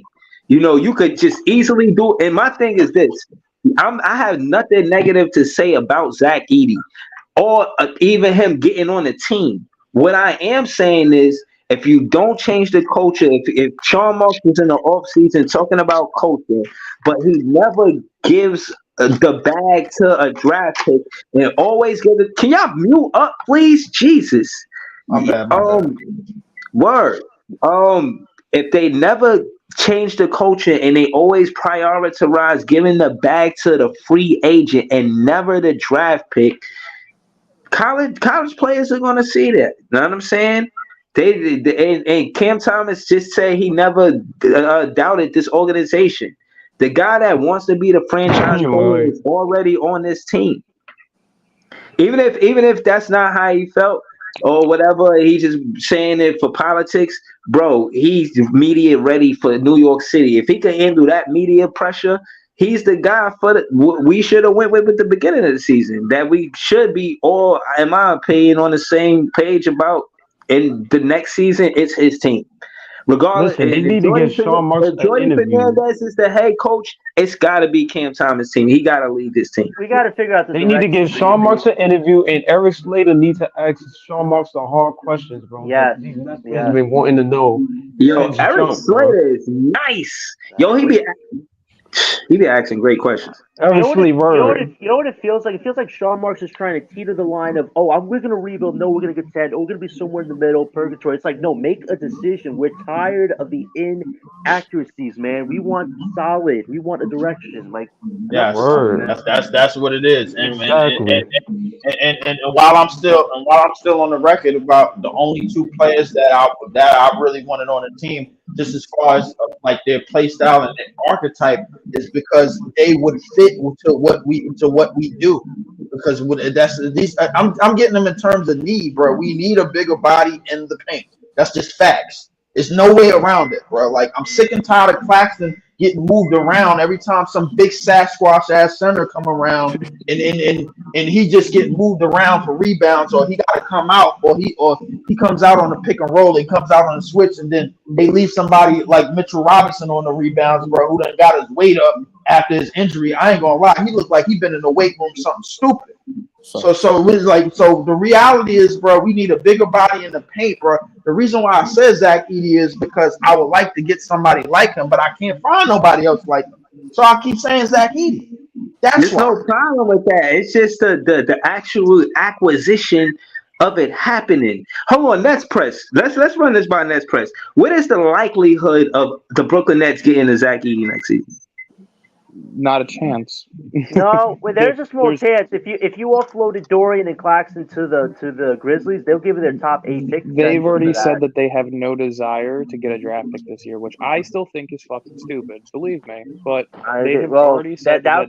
Right. They've already said that drafting Tariq Whitehead and Noah Clowney with the ages that they are makes no sense for them to care about a draft pick this year. I don't understand why, but that's what they're going with. Well, that would be their only route to getting it, though. That'd be the only chance to even have a chance if they did that. I mean, the only thing is this, though. Claxton and Simmons can't play together. Like, if we go back with the same direction here, these two bigs don't play together on the court. I think they only did 2 plays the whole season. In the 15 games Ben Simmons was active with Claxton. Like, they just don't move on the court together. I think somebody said it was like watching 2 bumper cars. Like, they don't connect. Who are you talking about? Ben Simmons and Claxton? Yeah, they don't play well in the starting unit, and both of them don't want to play off the bench. Every time the Brooklyn social media asks Claxton what to work on in the offseason, he say free throws. LM, hold on. Yo, I can't let you use that as a talking point. Ben Simmons, he played 15 games. It's just nasty work. He don't even matter in this equation, bro. Clax is the X factor when you think of the two, because if I have to choose, if they say, yo, pay Clax or deal with Ben Simmons, I'm taking Clax over Ben Simmons any day of the week. Right, but the thing is, if they're not trading, some people Ben, might not agree. I know, but if they're not trading Ben, this is what they're going to go with, and Ben is not going to want to play off the bench. He's going to say, "I want to be point guard." Claxton don't want to play off the bench. He want to be centered. Then he can agree to a buyout. Fuck him. Well, the thing is, you're still paying the guy money. Like, I don't. 41 million buyout. Bro, trust me, I paid. But my thing, but John, if Clowney's in the lineup with Claxton and you got Ben at point, I have a tough question for the panel. I'd rather Ben be off the bench to see if he could play 20 minutes a night. I want to ask you guys, if Ben, let's say Ben was healthy, this is never gonna happen. Who do you think would be more impactful, Ben or Schroeder? We had them all year. Schroeder. I'm going with Schroeder. Schroeder. No, so you talking about all? Hold on. If we're talking healthy, Schroeder. Hold on. Nets press. Wait, one second. Nets press. Did you hear what Schroeder's done for us? Is more than what Ben has done for us. No, wait, please. Can I just say you caused some chaos. You caused some chaos on the panel. Wait, can I just say he didn't even play 79 games in 4 seasons, bro. You causing chaos on the panel. So wait, breezy. I'll just say this. Dennis Schroeder said today that he wants to get the guys together this summer as much as possible to work on building chemistry. Ben Simmons is hiding out in Miami right now, nowhere with the team. No, he's rehabbing. Nah, he's man. rehabbing in Miami. Let's be realistic here. I think Schroeder brings a lot to this team from a competitive standpoint. Yes, I agree, Jonathan. That's something we finally agree on. Ben Simmons is a ghost emoji right now. Until he can show me he can play more than 20 minutes on the court, he's a ghost emoji, man. That's what he is right now, man. And I don't want nobody on this panel hyping up them Ben Simmons all-season workout videos. Nah, I'm telling you. Listen, I would never do that because. I would never do that because they both of the answers is wrong. The future of this team at the point guard position is Trendon Watford. That's the future of this team, bro. Yes, it could because that's interesting. The reason being is because they want somebody that's going to push the pace. They want somebody that's going to hurry up and get the ball up the court. Trendon Watford, bro, can do that to a certain extent. Now. They want him to do exactly what Ben Simmons was supposed to be doing. Right. But for more games. Height too. 6'8". Yeah. That's one of the reasons. I have one more question, y'all. Sorry, one more. Then my last one. When we played against the Knicks, right, and we was doing very good. And I think I'm gonna be biased because I like Schroeder just as much as you guys. If Schroeder were playing that night, you think we win? He's our closer. He's been our closer lately. Right. Good point, Ivan. Good point. Right. He's been close in fourth quarter. He probably would have put points on the board. Nobody besides Cam can buy a shot. Yeah, I think we would. Because he's a 16 and 18. I think averaging, and he averaged 6 or 7 assists. Right. So that's why I do like what he brings to the. Which is crazy, bro. Because at the same, like when we didn't have him on the court. our secondary scorer in terms of like somebody that could self-create was Lonnie Walker. But to least point when Wofford was on the floor, even though they caught up, Brunson couldn't do nothing with him. That nigga was struggling. Watson was Wofford is bullying a great Brunson. point, but that what makes it. I think that what makes it that what I'm looking forward for next year because if you look at it, I like what Kevin Ali, like Breezy saying, like he did some bad things, but we never look at the good things either. He was running Wofford run points sometimes. Ken Mm-hmm. Thomas ran points sometimes. Yeah. Schroeder ran points You sometimes, and see that that was pick so and roll cool. with Clax? Yes. But look, right? If we can have Watson at the point, most of the point guards in the league is extremely short, bro. If we can have a No, 6'8" dude at the point. yeah, but the thing about Wofford, like, I think his defense could be a lot better than what Yeah, it is, I man, agree. obviously. But I mean, I but agree. Yeah. that's something to be Yeah. worked on as well. But But I do like Right. I do like that Schroeder, Wofford, and Ken Thomas playing like Schroeder being the main one, but they playing point guard in spurts is cool because it gives a right. defense a different look, and they have a hard time to I think adjust. the most important thing for Wofford to do is advance the basketball a whole lot as much as possible. Right. Advance the Yeah, ball up the yeah, court. because Like, you can tell Wofford problem is when he run point, he runs it really good with Ken Thomas on the court because they know each other. But he got to Right. develop with Good other point. Good players. point. But that's He not got a to problem. develop That's a chemistry with good other thing, bro. players. That's a good thing. No, That's not a it problem. is a good thing. It is, but it he is got a to good develop with thing, but he other got teammates. to develop with everybody else. Yeah. So That's what it is. So, I mean, he could do that in the off season, but they yeah, for benefit off sure. the chemistry they had prior to them being teammates on the net. For So sure, because you see, they damage, they put damages on people with Cam Thomas and Walford together, but it don't yeah, look as they good nice. when Cam Thomas not there because Walford got to get used to his other players. You know what I mean? Well, the one thing I appreciate about Schroeder is he did take all the young guys under his wing, especially Clowney, and I think he's going to rub off a lot on Thomas. I think you could see Thomas become a real playmaking Shooter's point the guard in a leader. few years. Because Shooter's the Schroeder's leader. going to help him. He is, Yeah, Shooter's and the we need leader. He that. went off on We need Walford that. when Walford made a bad pass and just yeah. the thing with Cam Thomas is, bro, like, people got to understand his ceiling. His realistic ceiling, bro, like with the coach that's giving him the confidence that Kevin Ali was giving him, bro. It's realistically a all-star caliber combo guard. Leaf, That's the great direct. point. Great That's point. direction. That's the direction that a young coach sees him going. But the thing is, when you get somebody in here that's gonna preach defense, that's gonna preach defense. That's gonna add on to like the players that's supposed to be playing defense to give us some type of identity. I understand that.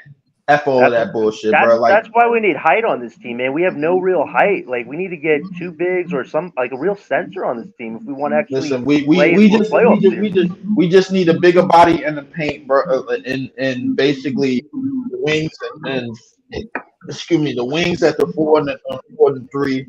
They I think they'll cover a lot of ground in terms of what we could keep up and what we could switch on with defense. But now Right. in terms of guard play, bro, like, listen, the progression of Cam Thomas and Trendon Watford, bro, like, as playmakers is gonna decide the future of this team, unless of course, if we decide to go jump the gun and go for Spider, but like, I really don't see that happening because our trade assets is bullshit. Well, here's a question: do you think that Cam Thomas is going to get an extension this summer? Because we have heard nothing about him actually getting an extension. I've heard no gossip about it. Like, do you think that's going to start opening up once the season ends? Yeah, I think they're gonna be. I think they're gonna be. Again, I don't think they're in a rush. This is from listening to Cam Thomas post game, and I mean the press. He listening to in the media the other day. He's got confidence in the Brooklyn Nets, and again, he's been here for 3 years. He said, he got love for him, and I think he is going to do good business. I think he's disciplined on the business side. You see, come out with the clothing line. He's going to do good business. He's definitely not going to be left in a bad situation, and he wants to win too. Even though you might have not heard him say about making the playoffs, he definitely wants to win. I know that for sure. So I think the front office catering to the draft picks means a lot, man. It shows that you really trying to build with them, Yeah, another thing too that Breezy, you opened my mind too. Cam Thomas leadership. You see the way he talking to Clowney.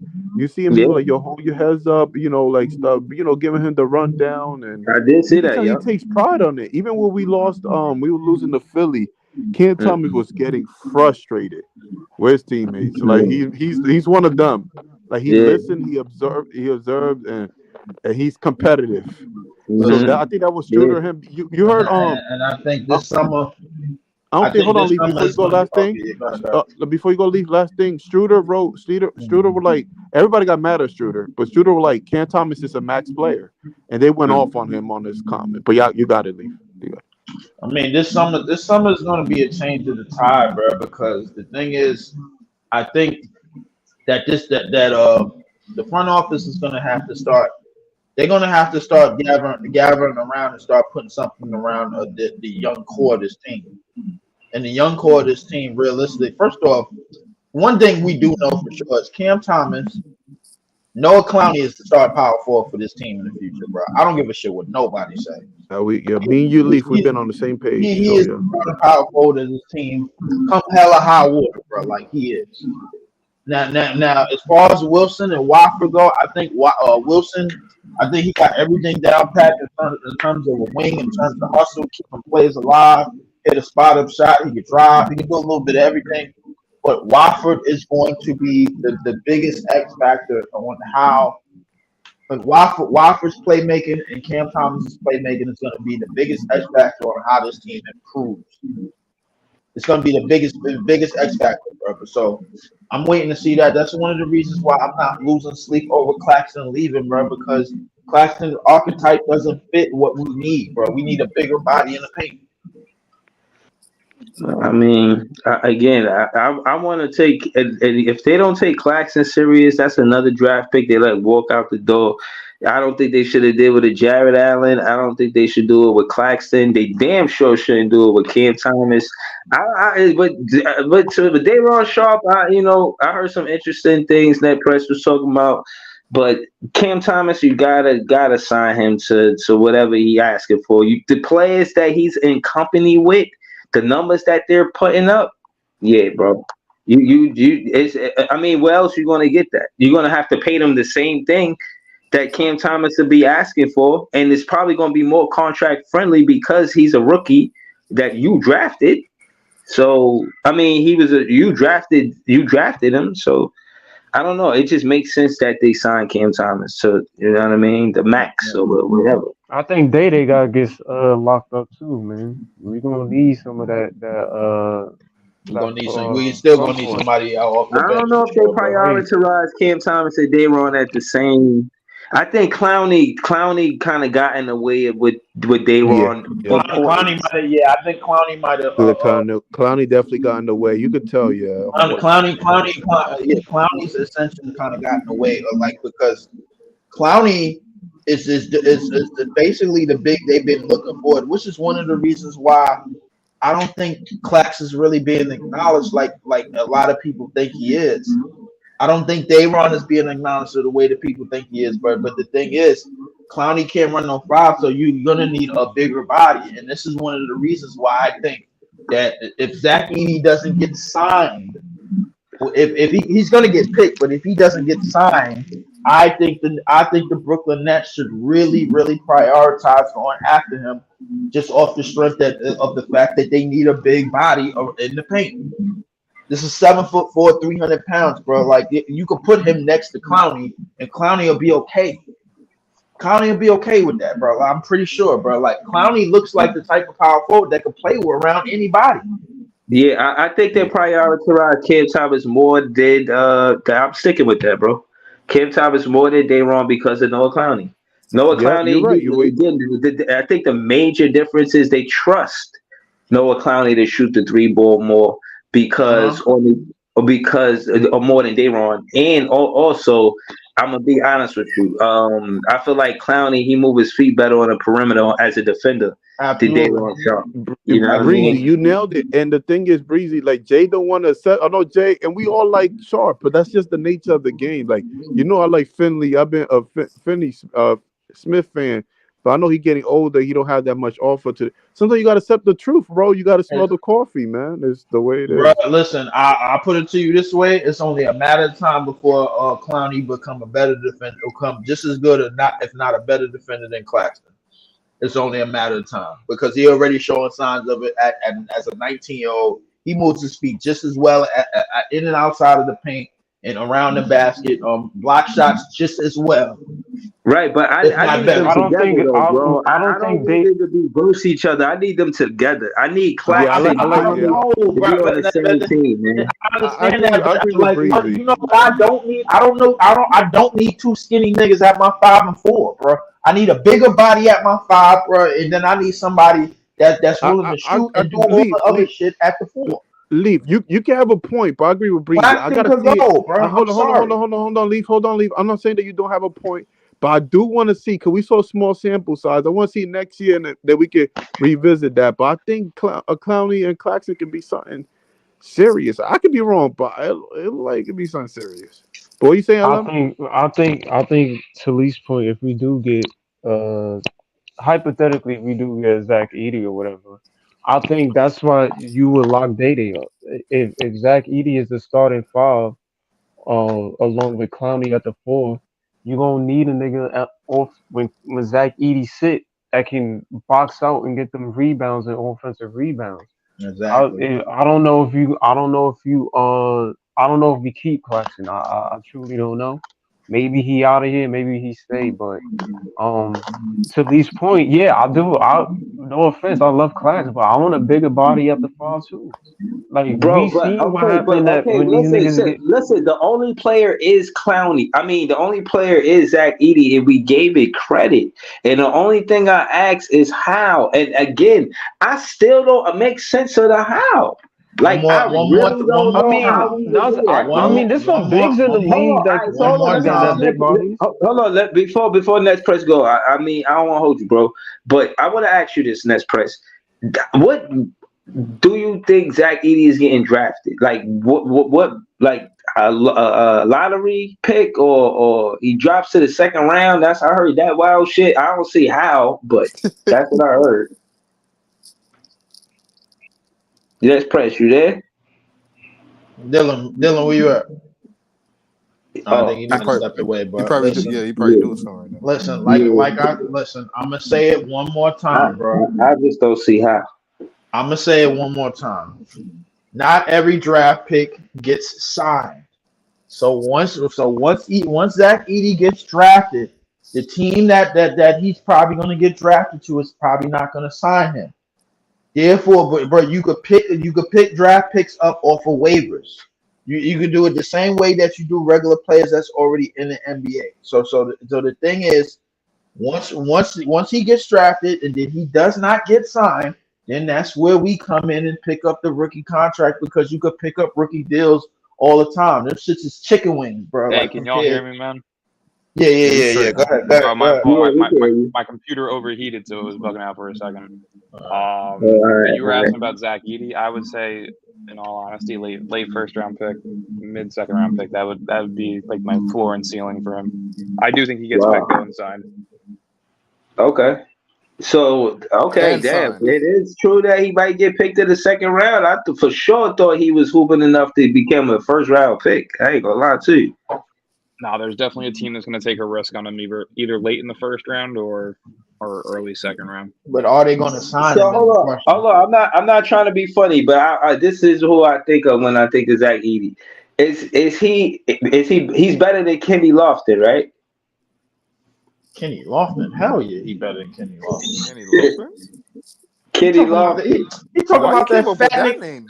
He talking about that fat nigga that played for Memphis, bro. Like, of course he better than him. Come on, bro. That fat ass No, nigga that played for someone in the Memphis, bro. comments Like, said what Clowney you remind talking? them of like a Miles Turner or something. Talal, yeah. He said Talal. Clowney do remind me of Miles Turner, but the thing Yeah. about Clowney is that he's at the right spot. He's at the 4. Miles Turner is stuck at the 5 because the Indiana Pacers don't have a big body.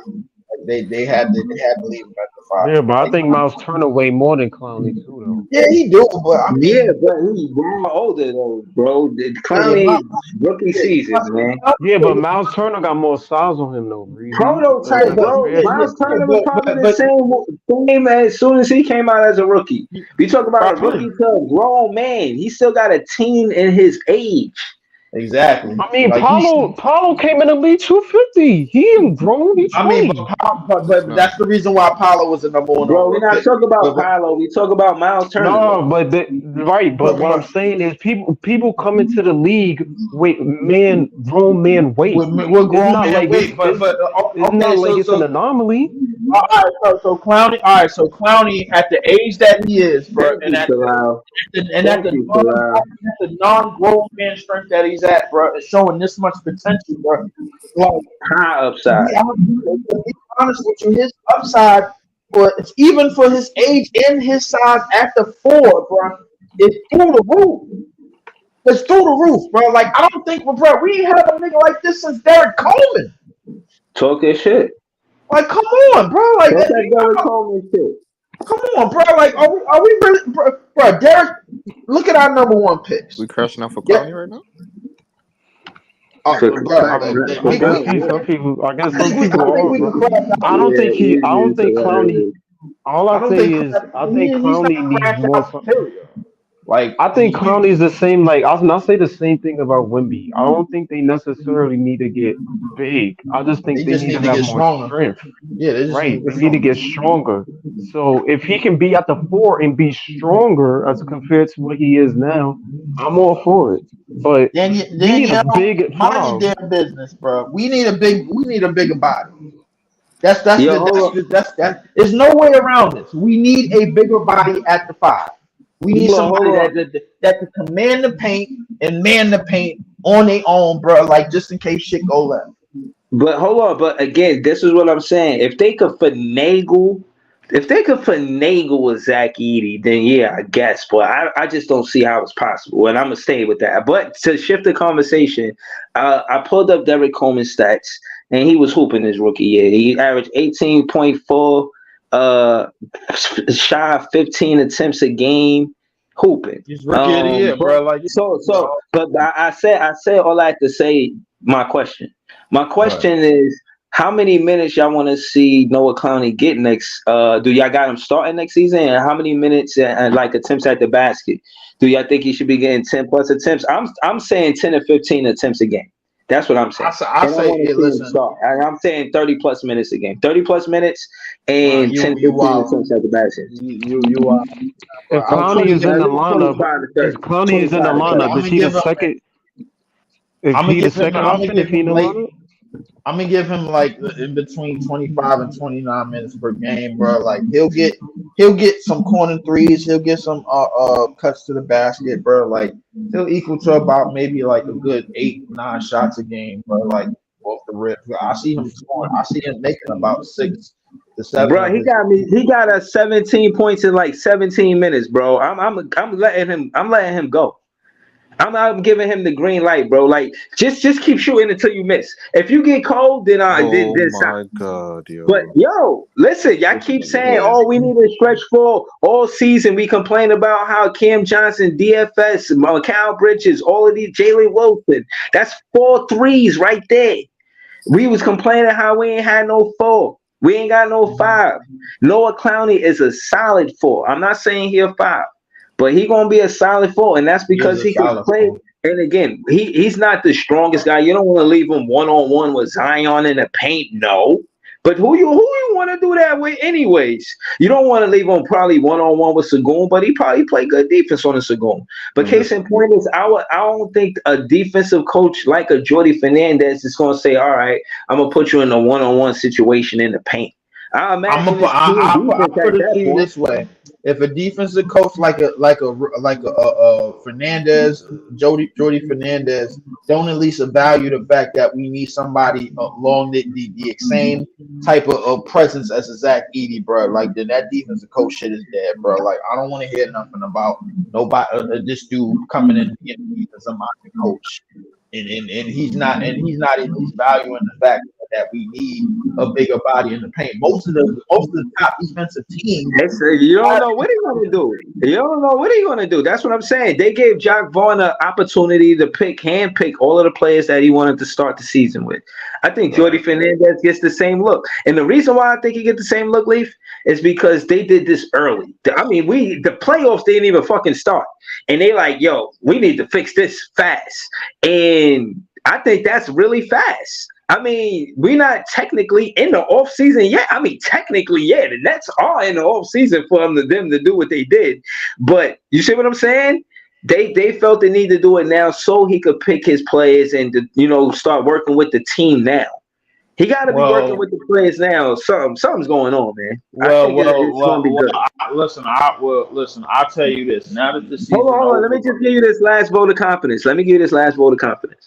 I seen Kenny Anderson on Twitter, and I said something about being good next season. He was like, "Yeah, we're gonna be good," and I said, "How?" And then he just reiterated that we're gonna be a good team. It's on the tweet. I tweeted him the other day. That don't give me no damn confidence. I don't even know why you said that, bro. That don't give me no goddamn confidence. Why'd you tell me that, bro? Like, hold on, because I'm eluding. Hold on. Let me tell you what. I got an answer. Hold on, I got an answer to the question, bro. I got an answer to the question I'm eluding to the fact that Nets press Dylan. He did an interview with Kenny Anderson. Dang, man, I'm trying to. Yo, Dylan. Yo, all right. I wanted to ask, can you explain? You know what I'm saying? What you thought about the interview with you and Kenny Anderson? It was cool, honestly. I was just, asking him about his time with the Nets and some questions along those lines. But it was cool. I was born in 01, so I didn't get to watch him play specifically. But as a Nets fan, you always look back at highlights, and he was probably one of the last great guards that we ever drafted ourselves. So it was cool to talk to him. Word. So I wanted to ask you, because I said that it's a vote of confidence that I tweeted him, and he was saying that we're going to be a good team next year. And I said it to Leaf, but Leaf is not impressed with anything, to my knowledge. And he said that don't give him a vote of confidence. Now, when I watched the interview, because I watched it, he was saying we were going to be a good team next that following season. Were we a good team? Was he right in his assessment? In which year, last year, or was that 2 years ago? No. When you did the interview, remember you did the interview with him and he was talking about how we were going to be, how well we were going to play? The interview was 2 years ago? I'm going blank. Oh, yeah. I think it might have been like a year ago for sure. Years ago, we had Kevin Durant and Kyrie, bro. You told me that shit, bro. Come on, bro. What the hell is this? Nigga breezy, bro. Man. Oh, my God. He would know. He would have inside information and would know that we would be a good team. And then guess what? We got a new coach, Jordi Fernandez, man. Kenny Anderson know what he's talking about, man. I don't know what you know or what you don't know, but I know that Kenny Anderson hasn't played in the league, bro, since the 90s, bro. Like, I'm not listening. Man. That's crazy. Listen, respectfully, bro. Listen, I respect everything that Kenny Anderson has done as a point guard. Arguably one of the best New York point guards, bro, that this city has ever produced, bro. But listen, I'm not taking no vote of confidence off no fucking interview no more, bro. Like, I'm taking vote of confidence off the players that I see and that I believe that's gonna fit, man, when they get here. When Zach Edey is on this, when somebody that has the prowess of Zach Edey is on this roster, and with this type of roster in this cast of players that we have on this roster already, my confidence level is going to go up a full 2%. That's all it's going up. It's going to go up. It's going to go up further when I start seeing fucking results. I want to see results. I don't want to see no goddamn new head coach, bro, every single time after 20-something games, bro. I'm sick and tired of this shit, bro. After 28, after 30-something games, you get a new coach. I'm sick of this shit, bro. What I will say, Yo, nah, it would be nicer to see a consistent head coach. And again, I'm hoping that Kevin Ollie stays on the coaching team, the coaching staff. But I don't I think hope that I happens. I I don't don't hope even know, that think man. that's possible. Kevin Ollie and Right. Jordi Fernandez, bro. Like, come I'm on. Why telling you, isn't y'all, that Kevin Ali is possible, gonna bro? stay as an Hold assistant. on, hold on. Why isn't that possible when we had D'Antoni and Nash in reputation wise for what they did But before they got here? Hold on. Before they got here, they were gonna Wesley do was when this, he that, and got the here. dirt. They didn't do nothing but implement an offense where they jacked up a bunch of threes and it made us look one dimensional. you know So why? case You know in what? point. So hold on. So case in point is what worked in the Western Conference, not necessarily going to work in the Eastern Conference. It's a different style of basketball. What are we talking about, bro? Yeah, but Listen, you guys are listen. forgetting though the fact that You brought up some shit that's totally irrelevant. I'm bringing up something, bro, to the fact of when Fernandez come in here, bro, he's gonna be hiring a staff of assistant coaches, bro, that he trusts. That like the Nets is just the front office is just giving some no name sorry ass the goddamn keys to just get players and get this team and get certain players that they like to fit a certain scheme that they like that they never ran in the NBA before because they're a brand new coach. How many brand new coaches has taken teams that just lost 30 something games the previous season to any type of playoff type of berth? Not that goddamn many, bro. Like, come on. We seen what the coach in There ain't a Toronto did. lot of situations where that happened. So it's not even a large sample size that I got to choose from. I mean, only Willie Green, who did it and won Coach of the Year, only Ime Udoka. I can only think of two. Apologies. But you know the difference between Willie Green and whatchamacallit and Fernandez, bro? They actually I'm sure been you're gonna they tell act- me. they actually been around winning circumstances before. They actually did their homework. Same as Sacramento King. Oh, assistant head coach and The Jordi Fernandez. Sacramento Kings, oh hell no! Bro, I'm saying he Oh was my there god! before. He was there just a season ago, but his resume, his resume go, no. Oh No, no, no, no! no, no, no, no, no, no. No, you trying Oh to jump on no! everything, bro. You No! trying to jump on everything. You can't do that, bro. Oh, easy, bro. Pause. We fucked Nah, up, bro. you can't do that, bro. You can't do that to me. We screwed up. We Easy, screwed chill. up. You Easy, we easy, screwed chill. up. No, You no, already Oh you my screwed can't god. up. do that. Get You out. can't do that to his Let me tell resume, you. bro. Let I me can't let tell you you. do that to his Let resume, me bro. I tell you, can't bro. let you do that. Yo, easy. Easy, bro. You Easy, got chill. it on IG. Easy, chill. Come in here right now, Yo, bro. nah, listen, I Come can't in let here you do that right to his now. resume, Oh bro. my I god. can't let you do that. Bring I Bobby in can't here let you do that. now. I can't let you do that, bro. I Hell can't let you do no, that, bro. bro. I'm not doing this. I can't let you do that, bro. We picking up scraps from a team that only made one fucking playoff team, one playoff appearance, bro, in the last 16 years. they're in No, the no, no, playoffs right no. now. You're not. No. That's not his resume, bro. That's not his resume. Tell him the full That's what I was resume, trying to bro. say to you, bro. You just keep talking. You just talking louder than me, bro. But I'm actually answering your question, like. But you got to actually listen to the answer for you to hear what I'm saying, bro. Like Bro, his I'm about to resume, it break something doesn't. in this It mouth. wasn't. No. His resume is not him being there for 10 years while they was trash and he just was there the entire time. That's not his resume. Like, nah, easy, chill, bro. That's not his resume. The dude is well known, bro. You heard Nets Press answer this question earlier. A guy's coaching career right here, bro. Bro, he started coaching when he was 15, bro. He ain't new to this. He true to He this. true to this, my nigga. Like, Come who on, else Lee. you know been coaching when they was 15 years old, bro? When you 15 years old, you want to be a point guard. You want to do the Allen Iverson crossover. He wanted to coach. He always wanted to coach. That's what he do. He love it. That's his passion. What is All you right, talking bro. about, man? Hold up. Nah, you know what? I'm What finna are do you my own talking homework. about, I'm man? stop This is trying. real. Nah, Nah, nah, this is nah. I'm gonna legit. do my He own started his homework. coaching career at 15. That's on everything, bro. Nah. I want to see the records. The hell with all this bullshit, bro. Like, I'm not doing this with you. Yeah, this is real shit. Not doing this. Not This doing this real with you, shit. bro. No, but All Leaf, I'm he right, a, we're he, scared. gonna he a get the player record. development coach. So like, Exactly. you're not gonna The see like head a Development. coach is record. the one that gets the record, not the assistant. Development coach. Okay, fine. Development Man, coach. it look like Okay. we about to be in the same predicament next year, That's what it bro. looked like, bro. You know what? I mean, you know what? I smell shipment, bro. Like that's what I smell with this, bro. It don't smell too good, bro. Why are we getting a development coach when we already had a nigga that was in here developing the players to begin with? I think we keep Kevin Ollie, bro. You keep saying that. I keep telling you. I think we Kevin keep him on the Ollie. team.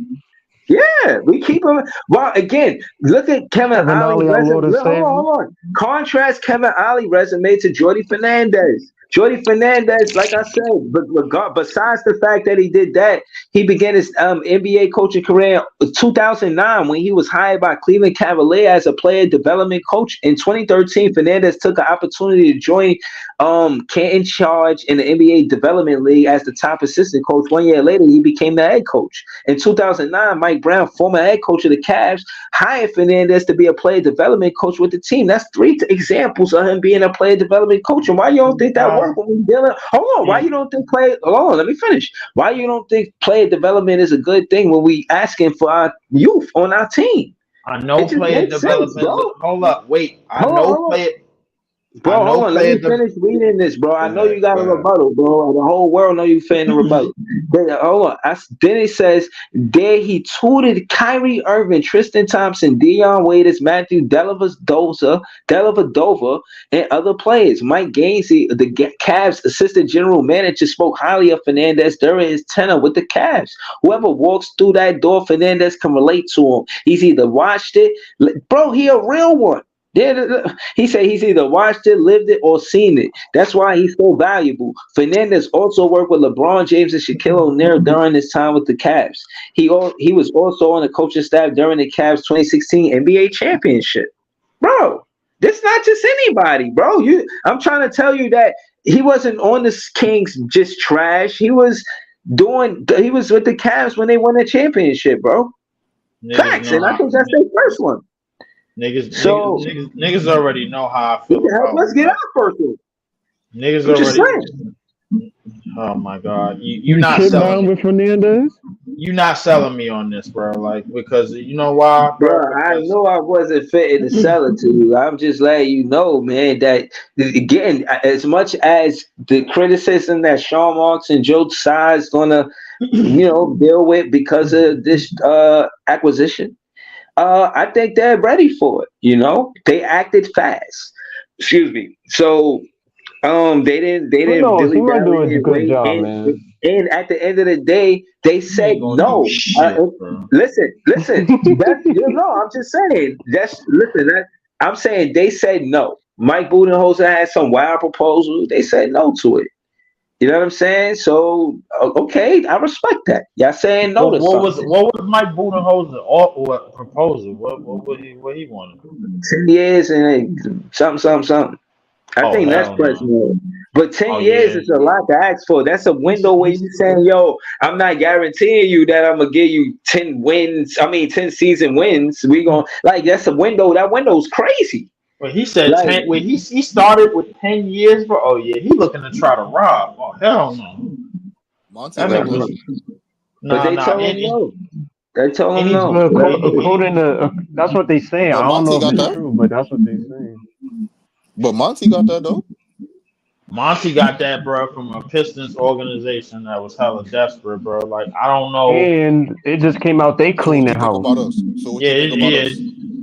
What I think they about clean the us house, is, so apparently what I think about us is, bro, in terms of management and ownership, bro, like these niggas basically gave Kevin Durant and Kyrie ass to kiss, bro. And told y'all niggas said, "Fuck y'all, man. We taking our organization back." So the Jordi Fernandez hire, bro, is sort of it's one of those hires where they can still keep it. They still got somebody that don't really have that much of a resume. They could keep them in line, bro. Like they could get them to do certain shit that really ain't gonna work. Kind of like how they did Jock Bond, bro. I see the writing on the wall with this bullshit, bro. Like I really do, bro. Like that's what it seemed. It seemed like another puppet to me, bro. Like I ain't gonna lie to you.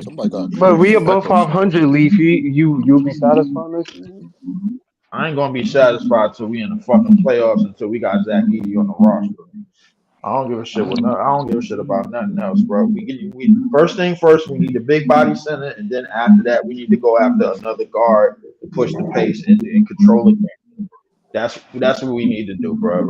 Don't get me wrong, I like Struder, bro, but listen, I think his timetable, his timeline on this team is just it's just a little bit outdated, bro. We just need to find somebody all after the fact. Now, if Donovan Mitchell is available in free agency, I'm cool with that. If we got the money to go get him, but I'm not cool with trading for him.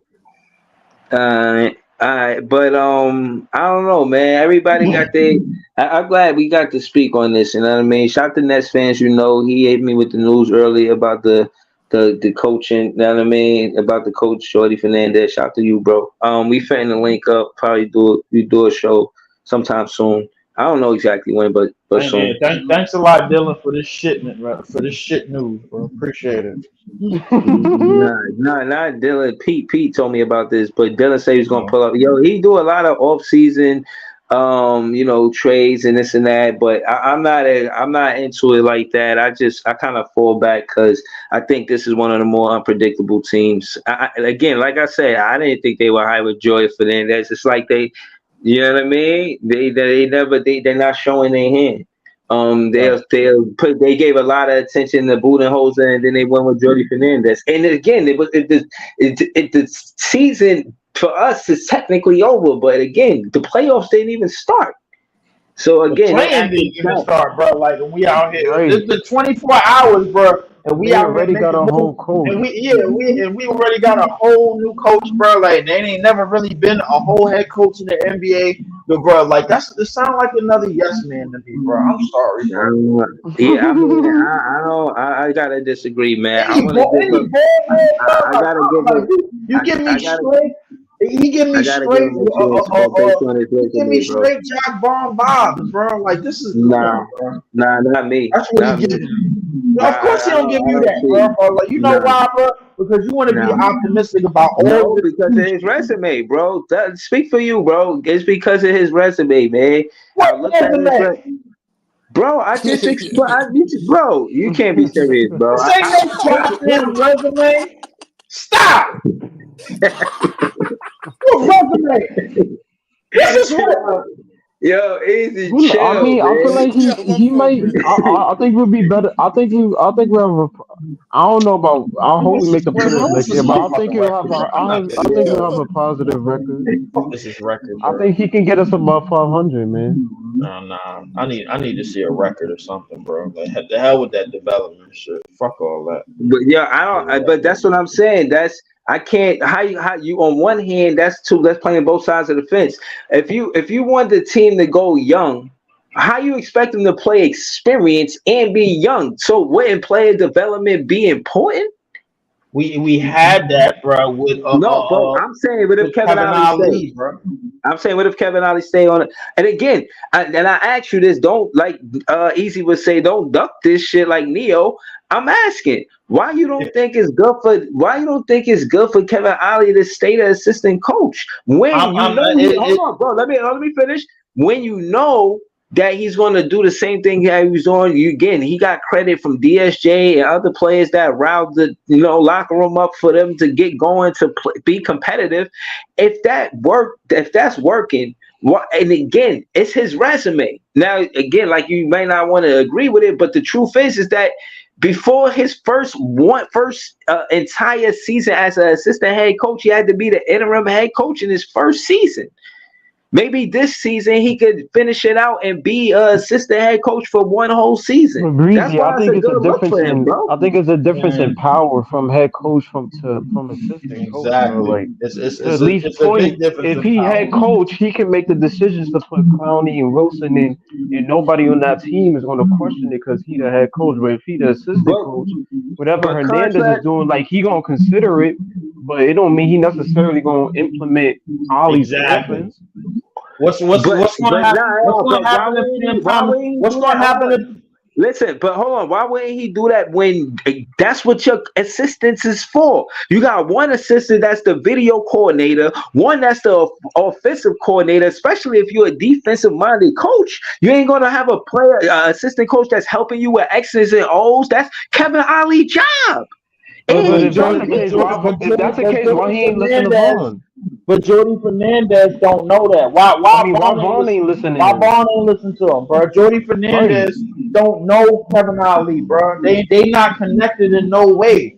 Kevin, like Jordi Fernandez, if they hire Jordi Fernandez, bro, he's gonna be like they're gonna be like, all right, yo, who you want on your assistant coaching staff? Da da da da da da da.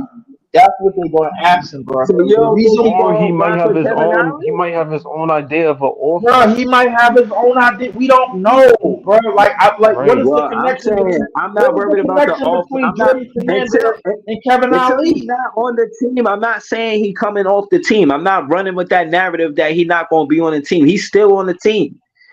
Kevin Bro, Ollie is we the first team that gave him an assistant coach opportunity as an NBA team. Why he going to just up and I'm leave us? I'm not saying that he gonna leave, but what I'm saying is even if he is the assistant coach, yes, his ideas is gonna be taken into account. But exactly. if they telling him they got his own system, and Fernandez tell Marks, yo, I got my own offensive system that I'm gonna run with this team, whoever's on the team, Sean Marks might be like, all right, I'm trusting you, roll with it. And But what if Ali he said, might be yo, I left in the like back Kevin burner. Ollie. What if he said, I like the pick and roll? Schroeder and Cam Thomas was running with Clax. I like that. I want to build on that. Can I keep Kevin Ollie on the He team? could implement it. I think he might implement it. I think he But might I go to don't like Ali it. like I like what you was doing, I but don't he like might it might be like, yo, I like what you're doing. I'm gonna implement that, it. but that's not gonna be the full focus on the Run offense. that pick and roll with Zach Eady, bro. Like the hell with all that bullshit, bro. Like that's I don't Right. like that. I don't think that's gonna be the full focal point of the offense. He might implement it here and there, Run but that pick he and might roll have with a his own 300 system. pound We nigga, bro. gotta Like see. that's just gonna roll. I just think Knock head some coach shit and out assistant somebody. coaches is different levels of power in those roles Exactly. because but it's you keep different saying levels of power. different levels of power. And with you talking about Jordy and Kevin Ollie? Yeah, in terms of head coach versus assistant coach, I think is different levels. I Yeah, don't Listen, but like it's I not, but what I'm saying is again, when I say that's his job, what I'm saying is he the offensive coordinator. Like, when they call timeout and then they come out of the timeout and they run a play, that's like the assistant coach. Like, yo, that's not the we should feeling run that it. I got when Vaughn was We here, bro. hold on, and also, it's easy to say, no pun intended, that we ran the pick and roll with Clax, with Cam Thomas and Schroeder way more when Kevin Ollie became the head coach. So if you know that, why you not you going now you rolling with that? Like you like, No, oh, all right, he know what he doing. Like I'm rocking with why wouldn't he rock and roll with that? He gonna rock and roll with that. I the no. think he only thing stays that on get the me team. pushed Yo, back on I'm that not. is I'm not because when thinking. we That's what I'm optimistic about. I'm optimistic about Kevin Ollie still being on the coaching team, coaching staff, just because not and he's not. We not firing Kevin Ollie. He was I the don't want to interim. fire He was the interim coach. We didn't. I They don't didn't know want to Doc Vaughn was gonna be bad. Like I nah. didn't know. I don't want Von. We I don't want damn him sure didn't fired. know if But when, Jock Vaughn but was the gonna main not listen example to is when that the nigga OKC that's game supposed to be the when they coordinator credited Ali for that OKC game, Right. and Von never followed Ali's offense again after that. Like ever. it's different things that yeah, he the assistant coach, he gonna aid certain offenses, but Hmm. at the end of the day, it was Von's system. Whatever he wanted to do, he ran. That's what it Like was. so in terms of Ollie being on the assistant coaching staff, yeah, he gonna implement some stuff. I'm not disputing that. There might be times where we may see it on the court even. But if Fernandez has a plan or offensive scheme and he's looking at the roster and he's like, yo, I want Cam Thomas here. I want Dennis here. If Claxton's still here, I want Claxton there. I want Clowney there. I have a certain plan for this team that I want to run on terms of the offensive end. They are going to let him do that. It's not going to be the whole Ollie offense all the way. He might implement something. He might get some ideas because he's the head coach, and they have to take advice from these guys. Yo, what is your ideas? What? How can we make this offense better? Throw some stuff at me. But it ain't going to be fully Ollie's offense. It might be what Fernandez has in plan for this team.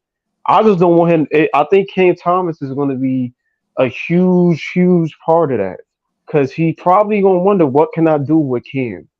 Look at film. Look at how Cam developed during this year, and he might he might have a different plan for Cam Thomas. Who knows? But it's all to be seen. It's yet to be seen. But I do want Ollie on the staff though. I think he will be a great help. But I don't know if Fernandez has Ollie in his plan. But we'll see. it's yet to be. Yeah, we'll see.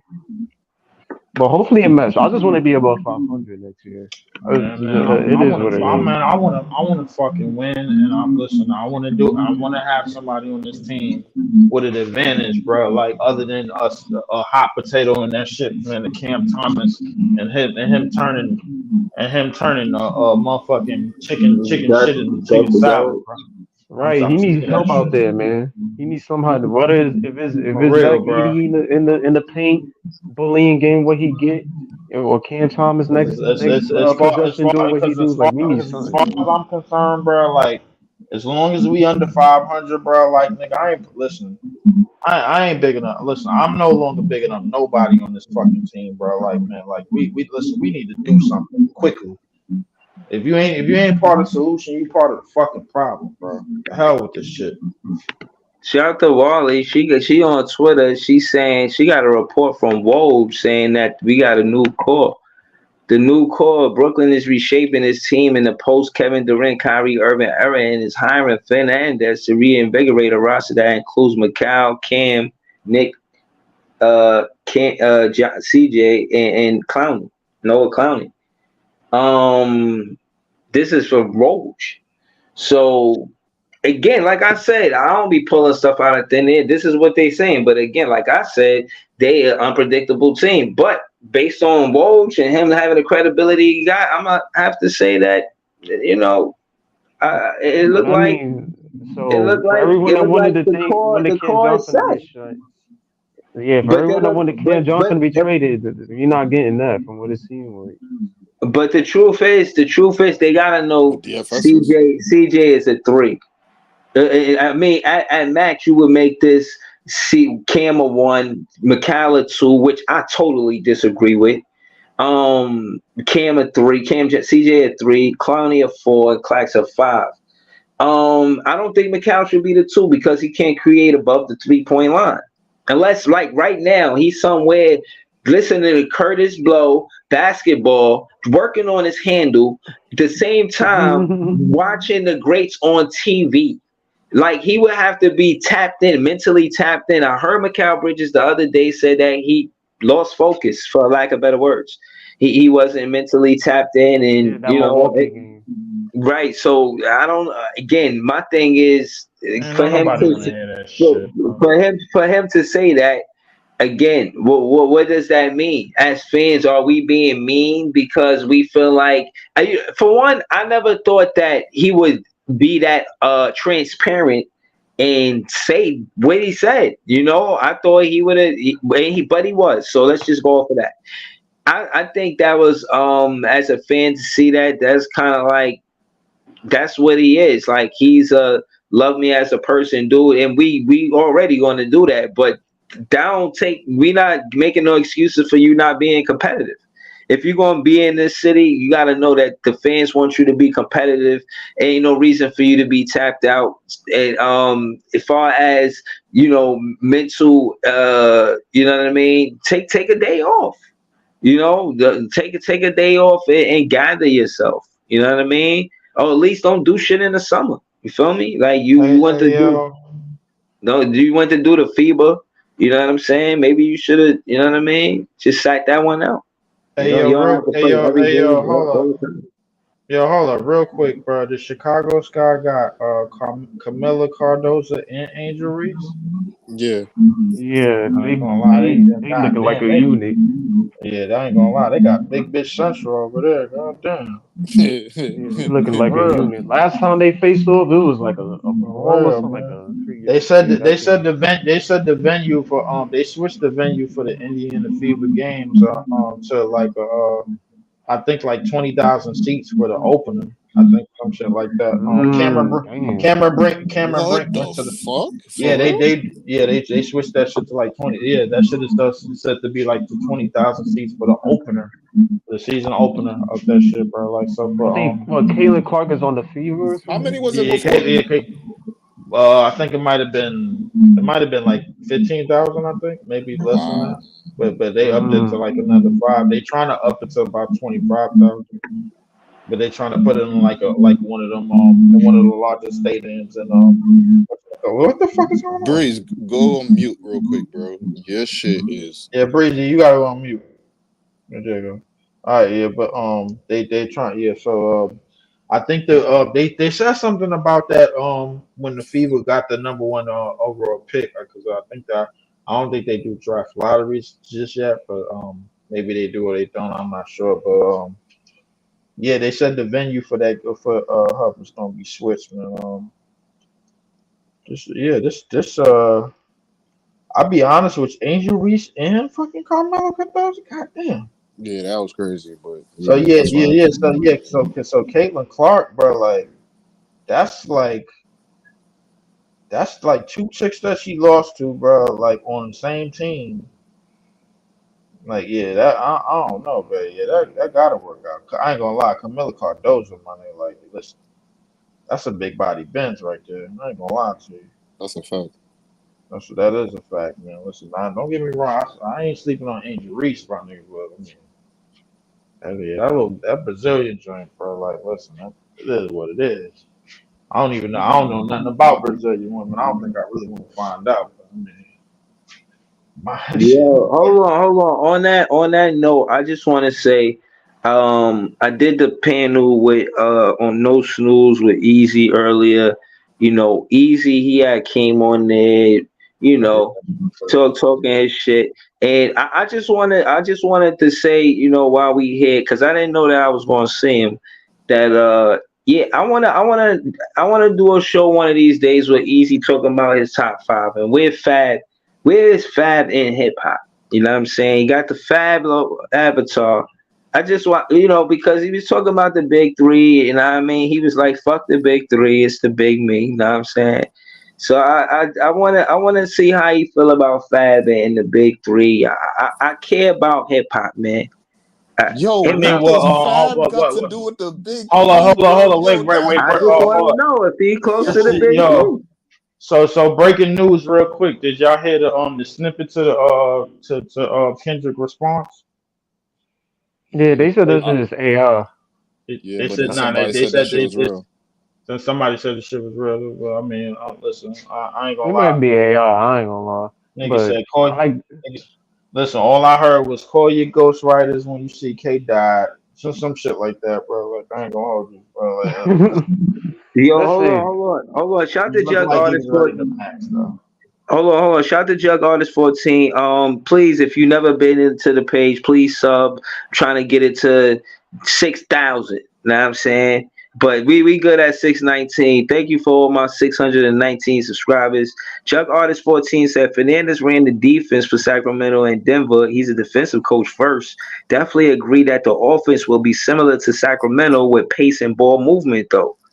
Um, well, didn't they win the award for pace? I mean, not the award, but they were the best team in the NBA like last season or something. But how much is that? How much does he have to do with that shit though? Like they had the players to do it. Damn, Like that nigga bro, left like the fucking team right when they in playing action. Like, damn, you accepted a job right then Nah, and there. he accepted the offer, but he's gonna finish with the team. He's gonna finish with the team easy. That's for sure. I read that. so my thing is like how much credit are we giving that nigga for that, bro? Like just when them niggas had the players to do that shit all along. We knew Sabonis was a nigga that get the ball off the rebound and get it up the court and can make passes. We knew Darren Fox was one of the fastest players in the league before he got there, didn't we, bro? Like, come on, bro. Like this is the shit that I don't like, bro. It's the same shit they used to do for Steve Kerr, and then we found out what type of coach he was in FIBA, bro. When he tried to do that same shit that he do with the Warriors, you can't do it. Them niggas ain't as good as coaches as niggas think they are, bro. They just need certain pieces to make them look like they good coaches. And then like them niggas can't coach their way out of any damn situation, bro. There's very few coaches in the history of the game that could do that. This is why I don't fucking like this goddamn bullshit ass potential hype. We keep switching niggas after 28 or 30 something games. Stick to a fucking plan already, bro. Like we can't stay consistent with shit. It's the same shit we be talking about, bro. Like, and then we get off the train and be like, yeah, they got some new, they about to hire some new person. Da, da, da. Man, fuck this new nigga, man. He ain't doing shit. Fuck out of here, bro. I'm dismissing that shit early, bro, because the thing is, what if this is gonna be another scapegoat, another puppet that they could use to play certain players that they paid, as opposed to playing the niggas that that's trying to put in the work, like the young players that's out here trying to make a name for themselves, bro. That's what Kevin Ali was doing.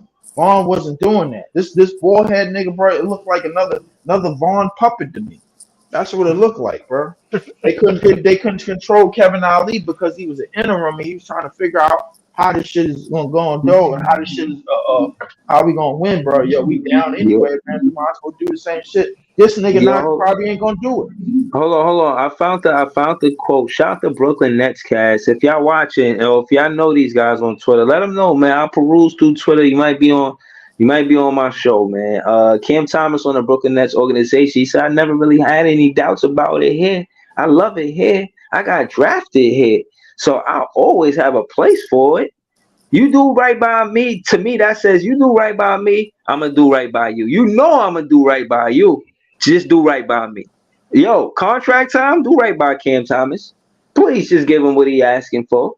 You know what I mean? Make sure he good, because if y'all want his same productivity, you're going to have to pay him that regardless. And he building bonds, and you can't buy chemistry. And he's developing that with every teammate that he's had. KD, Kyrie, Ed Sumner. Everybody he's played with, he made them look good because everybody. Oh, when Ben Simmons is next to Cam Thomas, no. When Cam Thomas is next to Ben Simmons, Ed Sumner is nasty, bro.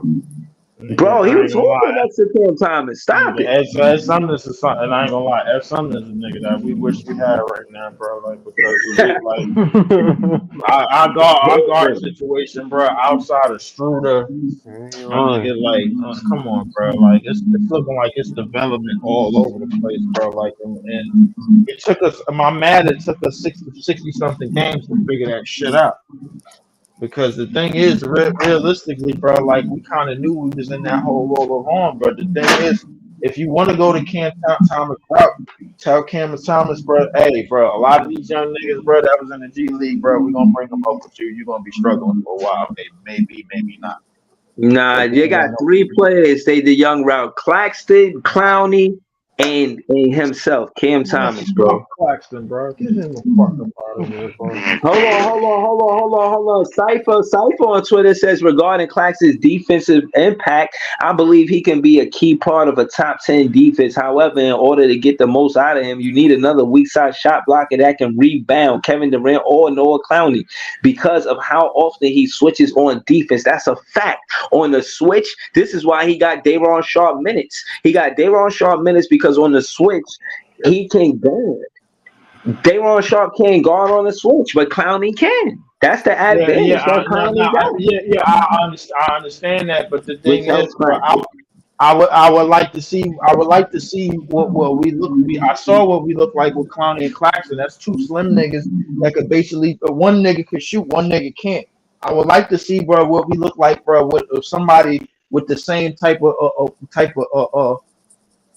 of prowess, but just with a bigger body, bro, that could go in the damn paint and that could bang. You know what I'm saying? That could move people around, bro. Like that's gonna be an absolute force. Somebody that could box out and move people out of place, get rebounds, bro, and man the paint on their own. That way, Clowney could roam around. Could roam around the paint or roam around the perimeter area, bro, and be that roam defender that we looking for and that we need in that type of space and occupy those spaces, bro. That will work much more seamlessly because when you have somebody that's a big enough presence to man the paint on their own. You're only talking about one person. You saying somebody like we talking about many players that we could get in the free agency. The free agency is trash. It can only be Zach Edey. Yo, and on that note, we got Clowney right now. Like, nobody's against Zach Edey, bro. Zach Edey, we rocking. But the availability it's just I don't know, bro. That shit is just a tall ask. Like It's a I just pipe don't see. dream. Yeah, like how like he speaks of Zach Edey like he's easily accessible, and every time I strain to think like how the fuck are we supposed to get this player? Hold on. I'm just ranting on. Hold on, but shout to Zach Edey, man. Let's see if they make it possible. This is Cam Thomas talking about being an MIP. Let's see what he says. Hold on.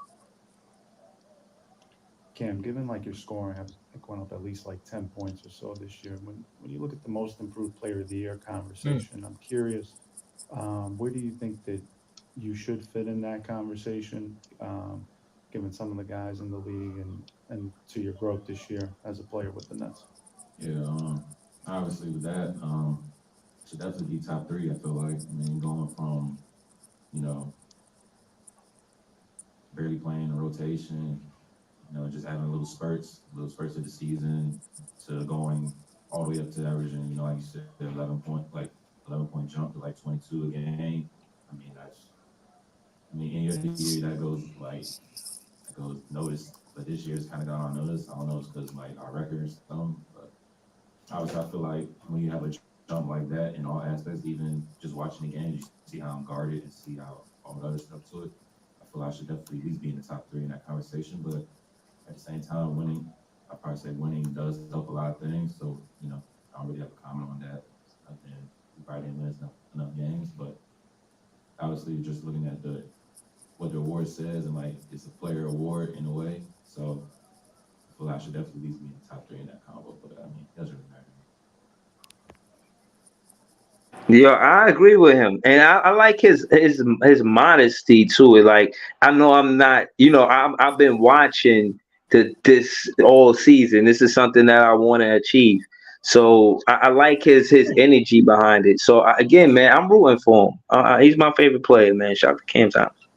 How y'all feel? Y'all think he top three? Top three and what? MIP votes. Yeah, respectfully. I mean, I think it'll probably be him. Maxie. It'll probably him, Maxie, and probably Scotty Barnes or somebody. Not even Scotty Barnes. Scotty Barnes, they play him against It was Kobe White. Kobe White. That's what it was. I give him the nod over Kobe White because we beat the Bulls 3. We swept them. So I would give him the nod over Kobe White. Seriously, we swept them, bro. I'm not giving him the nod over Kobe White. I'm not doing that one, bro. Up the strength of that, bro. Like, no, All right, so let's look at the numbers, bro. We not fitting to do this. Look at Kobe White numbers, nigga, from last year to this Make sure year. you put they in the playing, so they gonna give that in the nod. Exactly, they gonna give that the nod, and whatchamacallit is in the play-in as well. So He said that too. He said because our record, but he was like, I hope they consider that as a player award, but Honorable mention. Right, Grayson they always Allen. consider that. Honorable mention, Grayson Allen, probably. I give maybe. I think Grayson Allen would probably be sixth man, like maybe. Nah, he started a few games too. So he did start a few games, but I think the limit was like around 60. But you got to play 65 as well. I don't know. But I didn't really see I think Kobe White had kind of changed the trajectory of their season because they was worse. We had them niggas in the standings for like the longest most of the season. Oh, J-Dub, MIP, J-Dub, honorable mention, J-Dub. J-Dub from OKC. Yeah. Maybe. But they probably gonna get that shit to Maxie, bro. Yeah, I can see these probably Maxie. I won't be surprised. Kobe White, bro. So hold on. Cam Thomas went up 12 points. Mm-hmm. If you wanna be a wise guy about it, it's actually 11.9, but 12 points. Kobe, let's see, Kobe White, how many points he went up from last season to this season? Let's check. What did he do? What does his stats look like? Oh, I'm trying to find it because again, I know he's definitely an honorable mention. And Maxie, his didn't go up to 12 points.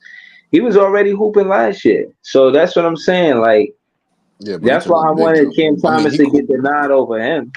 I mean, he cooled off at the end, like kind of at the end of the season, but and like in the middle of the season. But like he took a huge jump. Mm.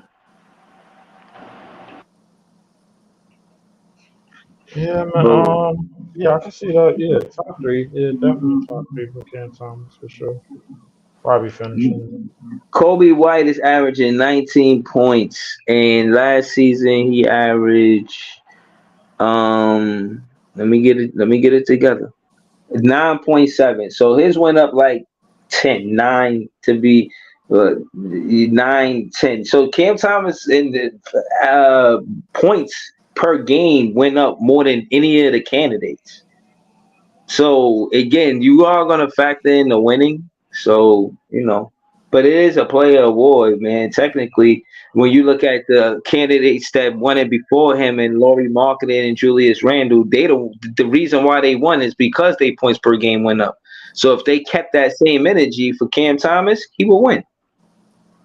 Listen, I think it's going to take a little bit more than that. I think you still need to have somebody that's going to take pressure off of Cam Thomas while he's on the court, bro. Like like just to give him some rest time in between those, man. Like I like having him as one of the focal points offensively. That's good, man. Based on his talent, but I still think you need somebody that's going to provide something also as an isolation scorer, as a solo act as well. The only other person on our roster that's capable of doing that realistically, bro, outside of maybe Struder, is Lonnie Walker. One of the reasons why I want, one of the reasons, yeah, one of the reasons why I wanted Zach Edey is because like you could give him a few touches around the basket, because he's a pretty solid back to the basket player.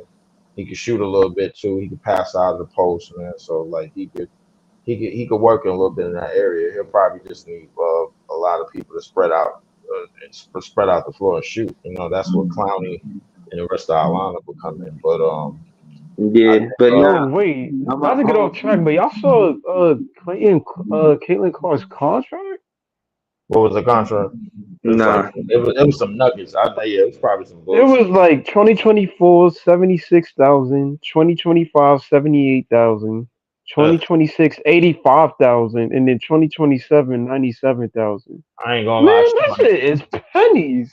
Yeah, she gonna need some endorsement. Nah. She gonna need some Yeah, endorsement money. Do they still get yeah. I don't know if they Hold still on. get NILs like after they leave college, man. So I mean, Yo, Yeah, that's hold on, tough. y'all. Hold on, y'all. I want to say thank you to the panel. Shout to Easy, shout to Leaf, subscribe to Leaf. I'm trying to do something with Easy, find out his top five. For the hip hop, you know what I mean, for the game. I definitely want to Easy top five. We're gonna Yo, get to this it. is crazy, son. Yo, Nah, man. We have yo, to, man. ever since yo, Leaf. It's a Ever must, since I man. said fuck bro, this nigga I J. was there. Cole and Kendrick. Yo, this I was nigga there. Breeze just couldn't let it go, bro. Like you I was couldn't let there. it go, Nah, bro. We but gotta hear Easy I top think I five, know man. the reason why because I mean, Hold on. No, come on with this right now. I'm about to close out, man. I'm about to close out. I know once all the right, soliloquy start, they don't stop, man. I gotta close out. Hold on. I want to say shout out to all of the 53 people in the chat. Shout out to the panel, Leaf, Easy, LM, Nets Press, Nets fans, everybody that pulled up, man. I forgot your name. I apologize. Shout out to Chief Chazak Ben Uriel for the $10 super chat. I appreciate that. And I appreciate all you guys in the chat. You know what I'm saying? Yeah, those comments help the show, so I appreciate y'all. just That one more thing to add, but man, before we go, bro. I don't know like when I'm gonna try to stream this off season now that the season is over. I don't even know, man. I'll try to get maybe like maybe an episode here and there, man, or something, man, maybe. But Leaf is the league. It's probably gonna come soon, bro. But just look out for that, and also playback.tv /Leaf 4788. guy. Yeah, now follow his page. Shout to Easy. Yeah, Easy. We gonna need that, man, for the culture, man, for the culture. And shout to LM, man. And yo, shout to all you fans, man. I call myself big fan, but y'all definitely passionate about basketball, passionate about the game. And yeah, man, it's always good talking to y'all, man. We in the off season, and it was 51 people in the chat. You know what I'm saying? That means something to me, man. That shit wasn't always like that, especially being Nets fans. You know what I mean? So I appreciate y'all and everybody that's helping the podcast grow. But yeah, man. I'm gonna try to be back a little earlier next stream. So I'm gonna get with y'all later, man. Have a good night, y'all.